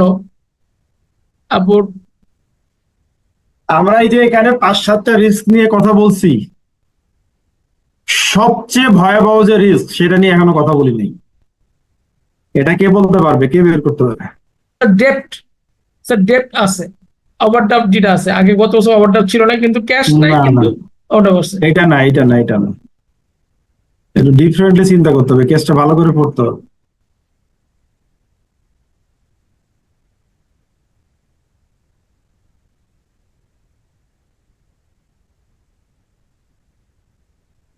কে বলতে পারবে? রেভিনিউ একটু আগে আমি পড়ে আসছি এটা। রেভিনিউ এক্সপেন্ডিচারকে ক্যাপিটালে বুক করছে কিনা? না, এরকম কোনো হিন্টস তো দেওয়া নেই। একটু আগে আমি এটা পড়ে আসছি, এটাই কেসের মধ্যে আছে।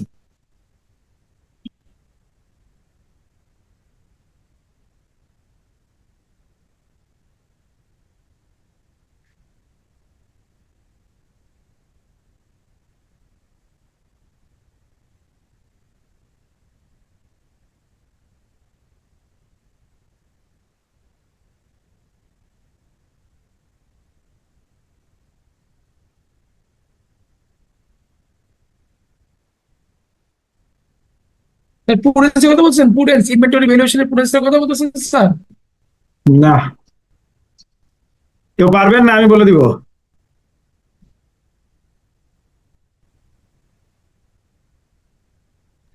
ম্যানেজমেন্ট ওভাররিচ। ইন্টারবাই ট্রানজেকশন? না, আর কেউ কথা না কেন? ক্লাসে তো অনেক স্টুডেন্ট, কথা বলে এক দুইজন, বাকিরা মনে হয় প্রেজেন্টের জন্য ক্লাসে ঢুকছে, ঢুকে আর নাই।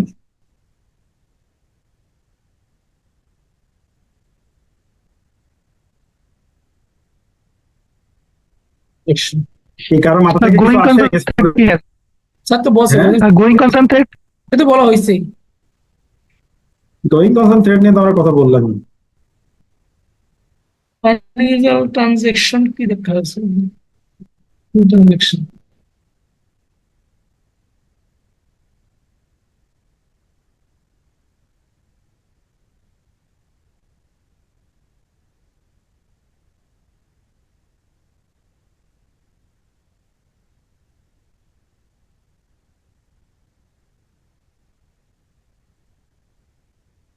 স্যার বলে দেন, নাহলে সবাই নষ্ট হবে স্যার। একটা প্যারাগ্রাফে বলা আছে না, management was disappointed in 2009 result.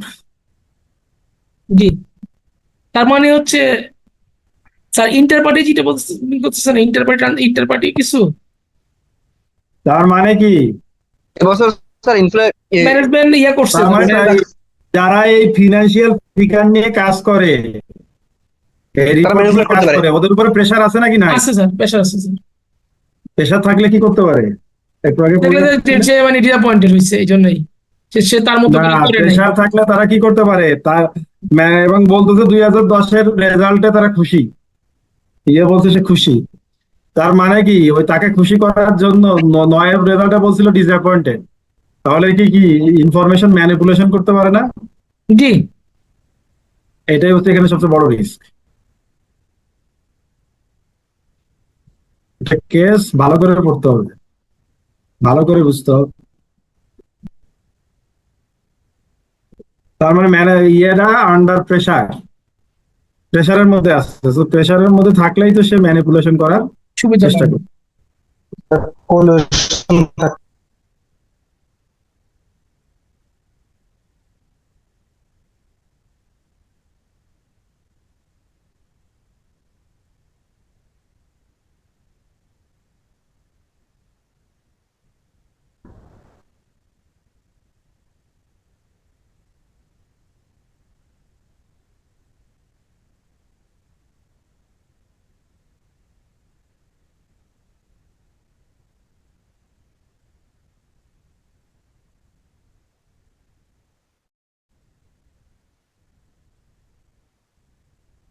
আর একটা কেস দেখি, নাম্বার 5।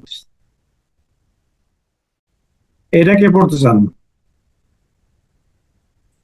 আর কেউ পড়তে চান নতুন?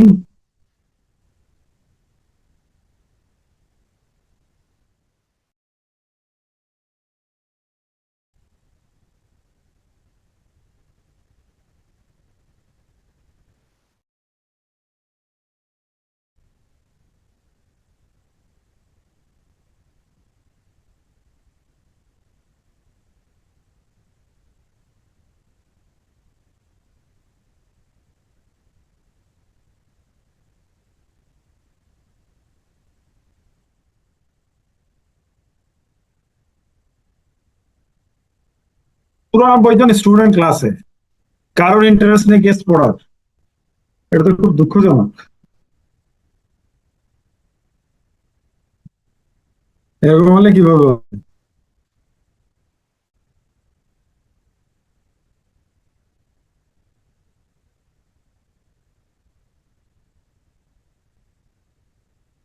কামরুল তো পড়লো, এবার আরেকজন পড়েন। আমি তো পড়লে কোনো লাভ নাই আপনাদের।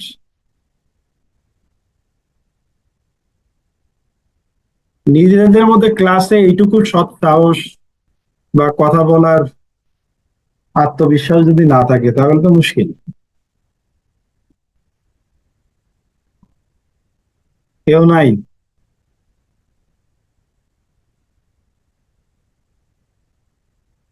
এ ক্লাস রিপ্রেজেন্টেটিভ কে?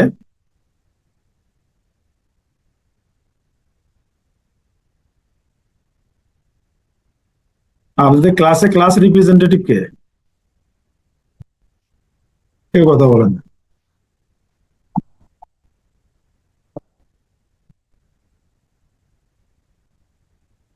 আমি কি কঠিন কোশ্চেন করে ফেললাম নাকি?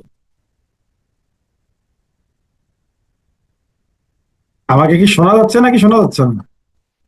শোনা যায় স্যার। স্যার শোনা যাচ্ছে। আমরা আনমিউট করে শোনা থাকি যায়? তো আপনারা চুপ করে বসে আছেন কেন? না, আমরা আনমিউট করে থাকি তো অনেক সময় মিউট করতে সময় লাগে। জি স্যার, মিউট করা লাগে। কেসটা কে পড়বে? কেউ নাই?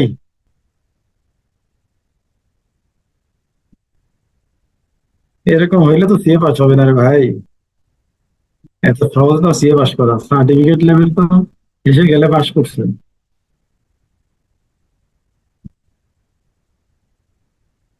স্যার আমি পড়ি, আপনি বলে দেন স্যার, তাহলে সে যদি কেউ পড়তে চাচ্ছে না, আর সময়টা তো বেড়ে ফেলছে।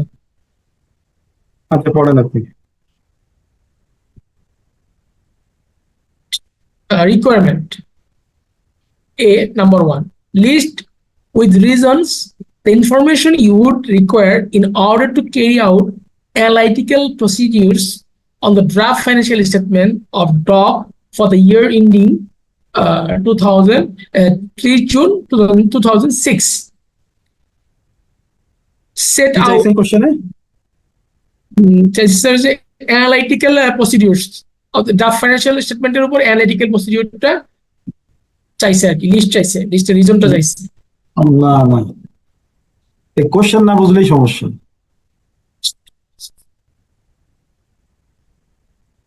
And as I said, list with reasons the information you would require in order to carry out analytical procedures on the draft financial statement, অর্থাৎ analytical procedure করার জন্য কি কি দরকার তার একটা লিস্ট চাওয়ার জন্য।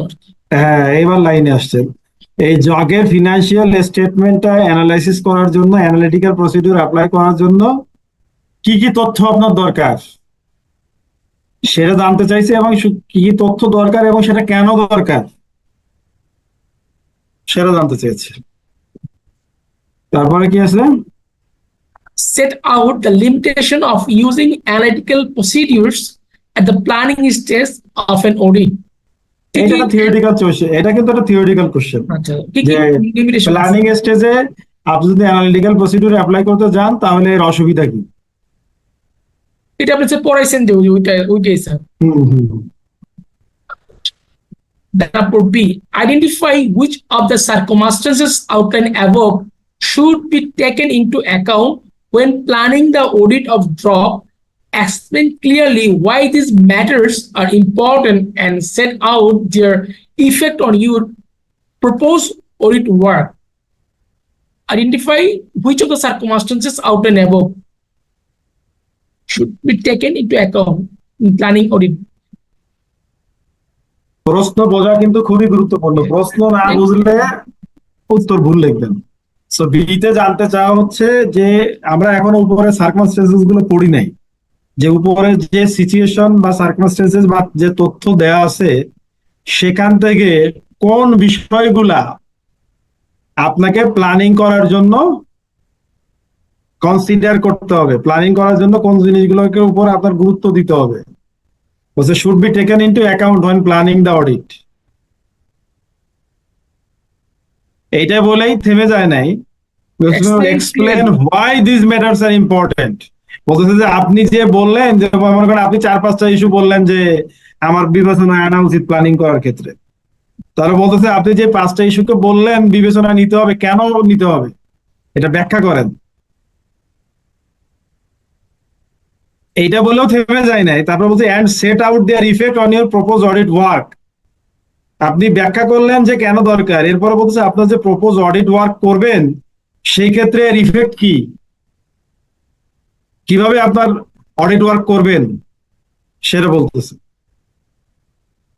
কোশ্চেন না বুঝলে উত্তর কিন্তু মানে সঠিক হওয়ার কোনো সম্ভাবনাই নেই।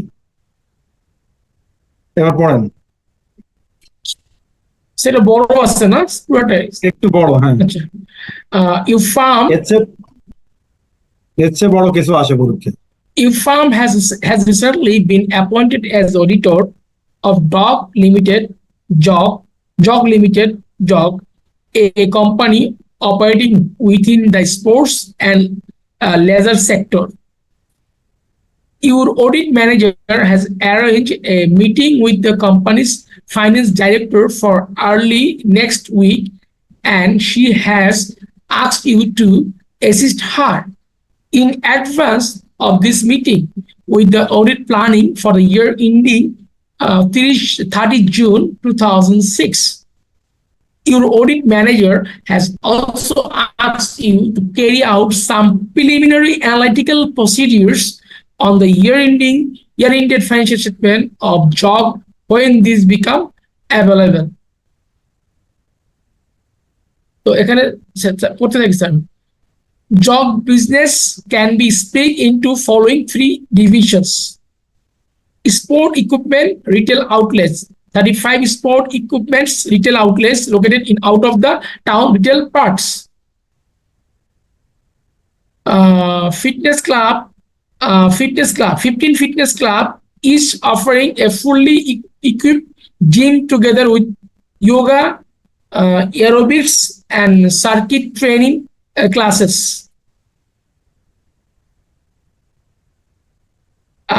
Machine manufacturer, a manufacturing unit in which running machine using a component sourced from overseas. তো তারা মেশিনটা মানে ওভারসিজ থেকে নিয়ে এসে এখানে ফিটিং করে আর কি। আর ফিটনেস ক্লাবের জন্য ফিটনেস ক্লাব আছে তাদের, আর হচ্ছে স্পোর্ট ইকুইপমেন্ট মানে আর কি আউটলেটে বিক্রি করে 35টা আছে। Further informations: sport equipment retail outlets. The retail outlets are all located close to major towns and cities throughout the whole of the Bangladesh. Each outlet store a standard range of products which are supplied from a central warehouse operated by JOG. Salaries for the core staff at the outlet are paid by JOG head office by the bank transfer. Each outlet is run on a day-to-day basis by managers who is responsible for hiring casual staff to cover peak periods. These casual staff members are generally paid using cash from the till.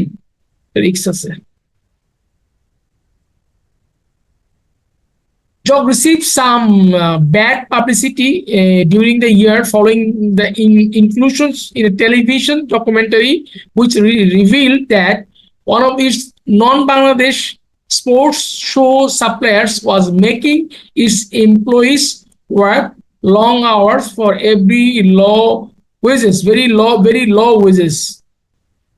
In an attempt to manage this adverse press attention, JOG has now had to source these products from alternative suppliers based in Bangladesh. Fitness club. JOG 15 fitness clubs are all located directly above existing JOG retail outlets. Each club has its own on-site manager and is operated independently of the adjacent retail outlet.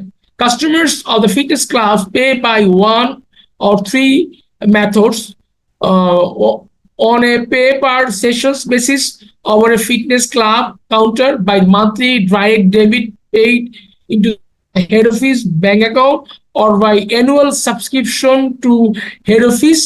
Customers are then issued with a membership card which enables them gain access to the club.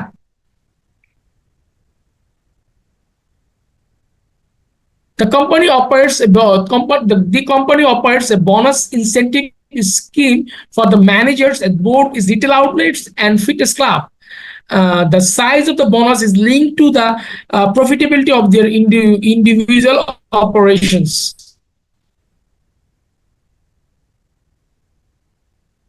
Machine manufacturer. During the year, Jog started to manufacture its own running machines and rowing machines. It sources the machines components from China and Taiwan. These components are assembled in Bangladesh at Jog's factory for sale both in Jog's own stores under their own Jog brand and also to independent sports shops under the Iron Camp brand. The latter accounts for approximately 80% of Jog's total productions of both running and rowing machines.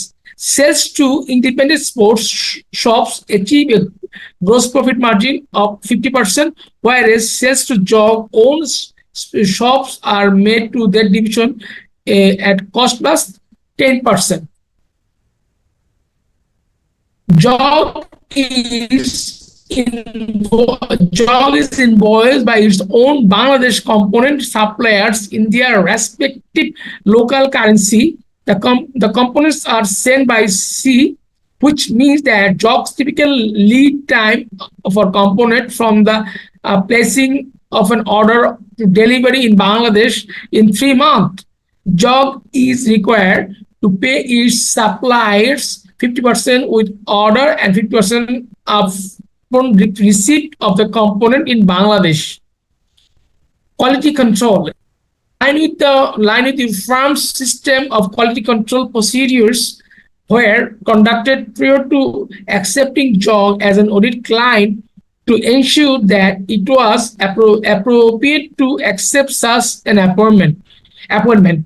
Your audit managers has asked you to consider the order objectives of a system of quality control and why they may be particularly relevant to Jog. আচ্ছা, আমরা আজান দিয়েছি, আমরা আমাদের break নেই, জি sir. এসে তারপরে কেসটা আলোচনা করব। জি স্যার। কত মিনিটে ব্রেক দিব? 10 মিনিট না 15 মিনিট? 10 মিনিট। 10 মিনিটে সবাই পারবেন না 15 মিনিট? আচ্ছা 15 মিনিট দিলাম। হ্যাঁ, আমরা 5:15 শুরু করব। আচ্ছা sir. Break up to 5:15।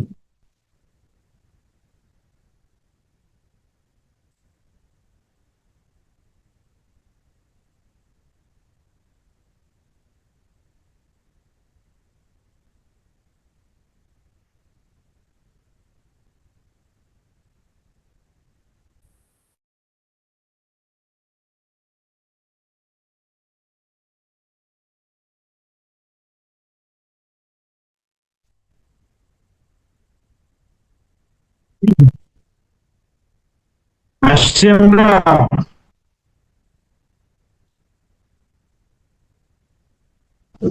G sir. তাহলে ফার্স্ট কোশ্চেনে ছিল যে আমরা যদি অ্যানালিটিক্যাল প্রসিডিউর অ্যাপ্লাই করতে চাই তাহলে কি কি তথ্য দরকার?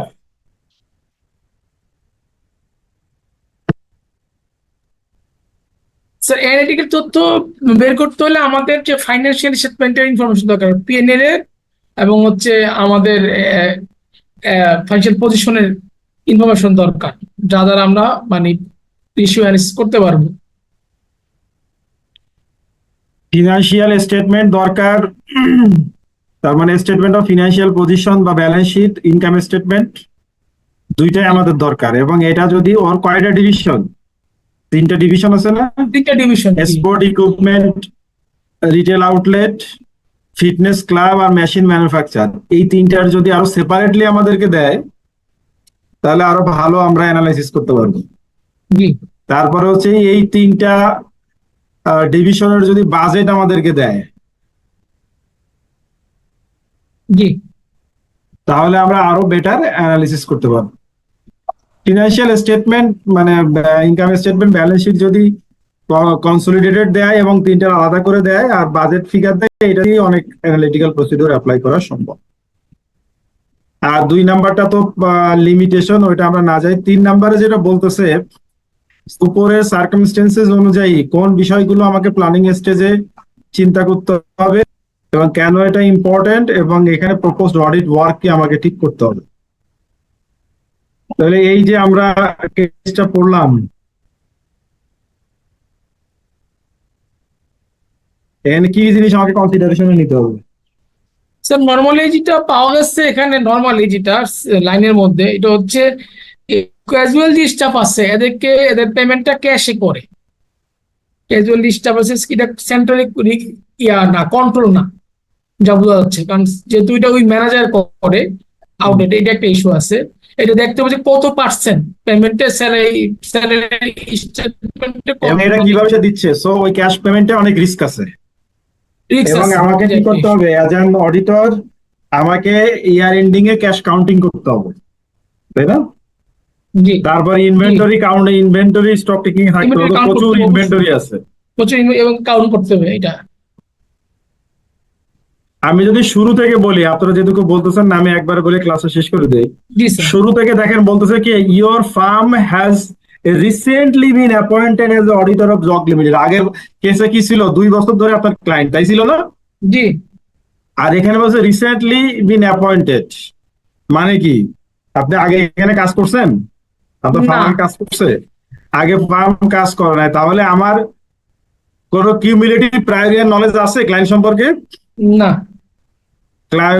ক্লায়েন্ট সম্পর্কে আমার প্রিয় মানে কিউমুলেটিভ প্রায়র ইয়ার নলেজ কিন্তু নাই। সেখানে কিন্তু আমার ইনহেরেন্ট রিস্ক অনেক হাই, ঠিক আছে? সো আমাকে ক্লায়েন্ট সম্পর্কে ভালো একটা ধারণা নেওয়ার চেষ্টা করতে হবে। বিশেষ করে তার যে 3টা ডিভিশন আছে, 3টা ডিভিশনের বিজনেস নেচার, তাদের রেভিনিউ, তাদের এক্সপেন্ডিচার, এগুলো সম্পর্কে আমাকে ভালো একটা নলেজ নিতে হবে। সেকেন্ড বলছে তার যে রিটেল আউটলেট বা এবং ফিটনেস ক্লাব, এটা তো একই জায়গায় উপরে নিচে, যত ওরা ডিফারেন্টলি চলে। তাহলে ওই যে আউটলেটের কথা একটা ও অ্যাড্রেস করলো, যে আউটলেট এমনি এমপ্লয়ীদের স্যালারি দেয় তো হেড অফিস থেকে ব্যাংক ট্রান্সফার, এটা নিয়ে আমার কোনো অরিনেস নাই। কিন্তু যেগুলো ডে টু ডে বেসিসে যে সমস্ত ক্যাজুয়াল লেবার দরকার, তাদেরকে হায়ার করে হচ্ছে ওই আউটলেট ম্যানেজার এবং তাদেরকে পেমেন্ট দেয় ক্যাশে। সো এখানে গোস্ট এমপ্লয়ি আছে কিনা, দেখা গেলো হায়ার করছে 3 জন, 4 জনের পেমেন্ট দিল, থাকবে তো অবশ্যই। ঠিক আছে?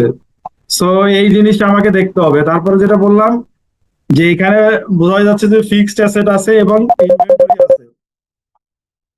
তো ইনভেন্টরি ইয়ার এন্ডিং এর ইনভেন্টরি স্টক টেকিং করতে হবে এবং ফিক্সড অ্যাসেটের ফিজিক্যাল ভেরিফিকেশন করতে হবে। তারপরে এই যে ফিটনেস ক্লাবের রেভিনিউ রিকগনিশনের 3টা ওয়ের কথা বলা আছে। একটা হচ্ছে সেশন বাই সেশন দিতে পারে, আর একটা হচ্ছে ইয়ারলি সাবস্ক্রিপশন, আরো একটা যেন কি আছে, তাই না? 3টা মেথড। সো এইখানে রেভিনিউ রিকগনিশনটা ঠিক মতো হচ্ছে কিনা সেটা আমাকে দেখতে হবে। স্যার পেপার সেশনে একটু রিস্ক বেশি। পেপার হ্যাঁ? সেশন এটা রিস্ক। ওটা একটা হচ্ছে পেপার সেশন, মানে সেশন করে আমি টাকা দিয়ে গেলাম, হ্যাঁ এটা হ্যাঁ, ক্যাশে হইতে পারে। আরেকটা হচ্ছে ডেবিট কার্ডের মেথড, আরেকটা হচ্ছে অ্যানুয়াল মেম্বারশিপ। 3টা। তিনটা। সো আমাকে রেভিনিউ রিকগনিশনটা দেখতে হবে। আর যেহেতু যদি সেলস রিলেটেড বোনাস টোনাস থাকে, so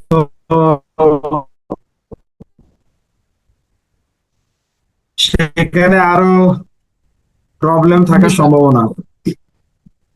তারপরে তার ওই যে সেন্ট্রাল ওয়্যার হাউস আছে, ওয়্যার হাউস থেকে বিভিন্ন আউটলেটে যে ইনভেন্টরি গুলো যাচ্ছে, সো এই যে ইনভেন্টরির movement, opening balance, receipt issue, closing balance, এই জিনিসগুলো আমাকে দেখতে হবে। তারপরে আর একটা জিনিস বলা আছে না যে একজন আরেকজনের মধ্যে কি মানে ইন্টার ইন্টার মানে যে ডিভিশন কিন্তু বাই সেল আছে।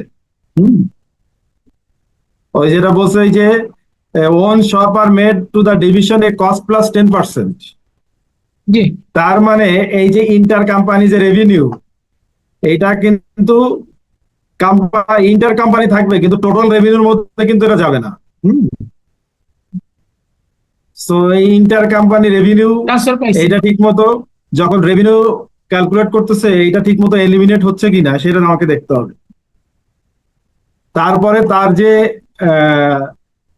মেশিনের যে সাপ্লায়ার, এটা বলছে নন বাংলাদেশ, মানে কি যে বাইরের দেশের, তাকে তার লোকাল কারেন্সিতে, তার মানে কি ফরেন কারেন্সিতে পেমেন্ট করতে হয়। সো এখানে ফরেন কারেন্সি এক্সচেঞ্জ রেটের ডিফারেন্সের কারণে এক্সচেঞ্জ গেইন লস আসতে পারে। সো সেই এক্সচেঞ্জ গেইন লস সে ঠিক মতো করতেছে কিনা, ঠিক মতো রেকর্ডিং করতেছে কিনা সেটা আমাকে দেখতে স্যার হবে। Invoice under pricing over pricing কি আমরা দেখবো? এটা কি আমাদের ইস্যু? এটা ওইটা issue, invoice under pricing over pricing করে কিনা। এখানে invoice under pricing over pricing নিয়ে তেমন কিছু বলা নাই। বলে নাই, কিন্তু এখানে দেখা দেখতো কিনা ওইটারে। অডিটর তো সবকিছু দেখার দায়িত্ব, অডিটরের কাজের তো স্কোপের তো কোনো লিমিট নাই। আচ্ছা কিন্তু এখানে এমন কিছু নিয়ে আলোচনা করবেন না যেগুলো নিয়ে এখানে কোনো হিন্টস নাই। হ্যাঁ, ঠিক আছে। এই যেমন এই যে বলা আছে bonus incentive scheme for the manager, তো সে রেভিনিউ ম্যানিপুলেট করতে পারে যেহেতু বোনাস ইনসেন্টিভ আছে। আমরা যে ওই যে সে ফেক বা ফিকটিশিয়াস রেভিনিউ বা আর্টিফিশিয়াল রেভিনিউ রিকগনাইজ করতে পারে। এই জিনিসগুলো আমাকে দেখতে হবে। মানে যেগুলো নিয়ে আলোচনা আছে সেগুলো নিয়ে একটু ডিটেল আলোচনা করবেন, যেগুলো নিয়ে কোনো টাসাবি নাই সেগুলো নিয়ে কথা না বলাই ভালো। তো আমি আপনাদেরকে ইসে আনসারটা দিয়ে দিচ্ছি। হ্যাঁ, চ্যাট বক্সে।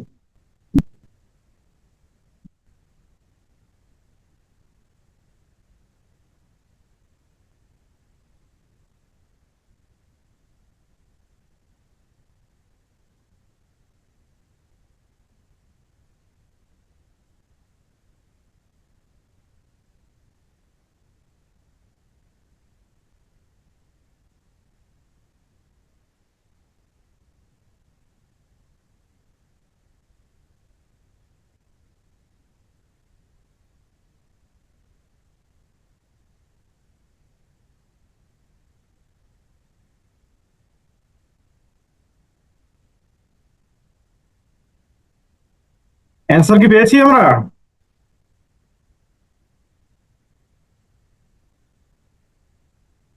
চ্যাট বক্সে অ্যান্সার কি গিয়েছে? জি স্যার। আচ্ছা, আমি এক কাজ করি, নেক্সট ক্লাস লেকচারটা দিয়ে দেই। আমরা আজকে এখানে শেষ করব, নেক্সট ক্লাস লেকচারটা দিয়ে দেই আমি। স্যার 1 থেকে 6 পর্যন্ত আর 7 থেকে 12 পর্যন্ত। আমাকে শোনা যায় না ক্লাসে? জি স্যার। তো আমি কি বললাম, কেস পড়ে সাথে সাথে কেসের কি পড়া যাবে না? উত্তর বলা যাবে না। উত্তর পড়া যাবে না। উত্তর যদি আপনি পড়েন তাহলে কিন্তু আপনার চিন্তা শক্তিও বাড়বে না, আনসার দেওয়ার ক্যাপাসিটিও বাড়বে না। আপনার কাছে মনে হবে আপনি যদি কেস পড়ে সাথে সাথে আনসার পড়েন, মনে করবেন আরে এটা তো কিছুই না। আপনাদের কি কলম্বাসের একটা গল্প বলছি আমি? না স্যার। কলম্বাস একদিন একটা সমুদ্র সৈকতে, একটু গল্প আর কি, হ্যাঁ, সমুদ্র সৈকতে একটা হোটেলে বসে নাস্তা করতেছে। তো হোটেলের একটু বাইরে, ওরা কলম্বাসকে চিনে না, দুইটা যুবক আলোচনা করতেছে, তুচ্ছ তাচ্ছিল্য করতেছে কলম্বাসকে নিয়ে। বলতেছে আমেরিকা নামে একটা দেশ ছিল, এটা তো মানুষ একদিন না একদিন জানতোই। কলম্বাস নাকি আমেরিকা আবিষ্কার করে বিখ্যাত হয়েছে, এটা আমেরিকা আবার আবিষ্কার করার কি আছে? কলম্বাস ওদের কথা শুনতেছে।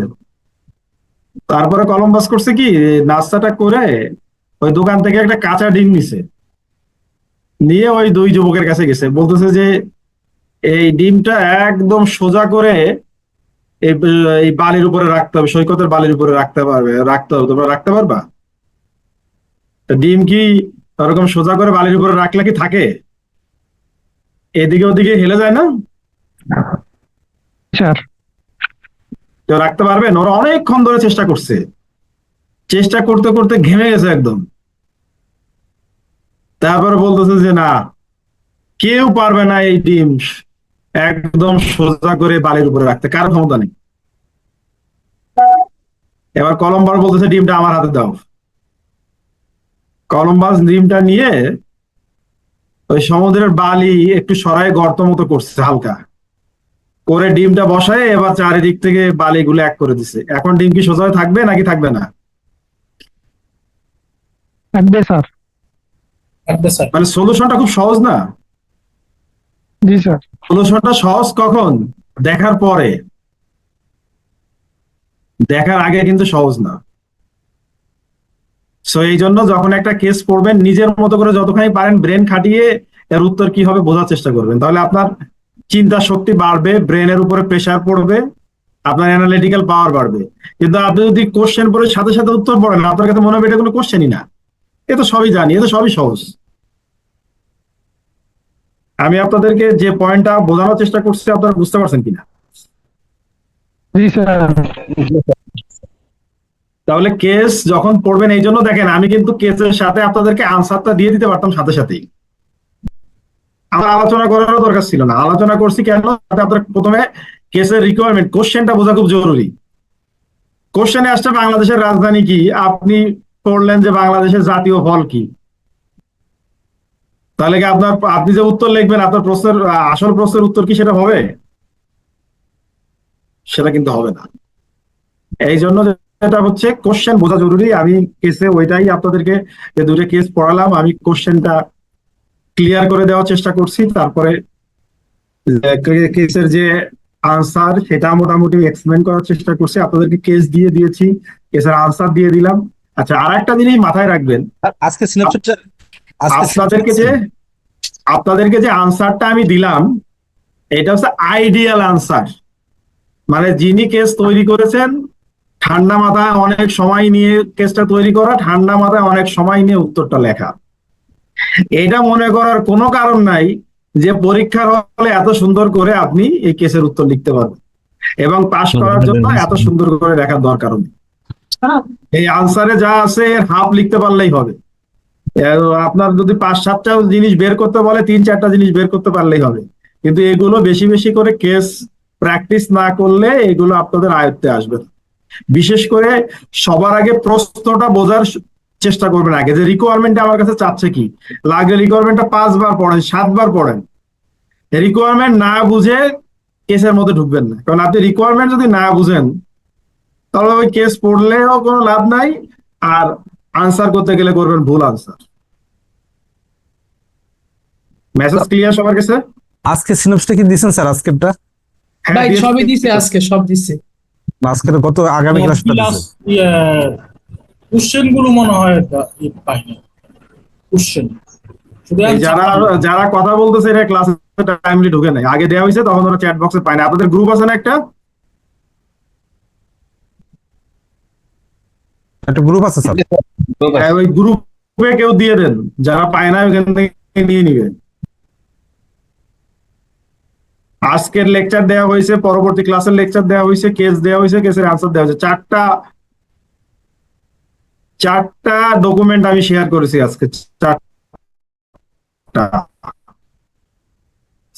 যারা পেয়েছেন ওই আপনাদের গ্রুপে দিয়ে দেন, অন্যরা নিয়ে নিবে। এভাবে ইন্ডিভিজুয়ালি বারবার দেওয়া সম্ভব না। তো কারো যদি কোনো কোশ্চেন না থাকে আমি লেকচার শেষ করব। কারো কোনো কোশ্চেন আছে?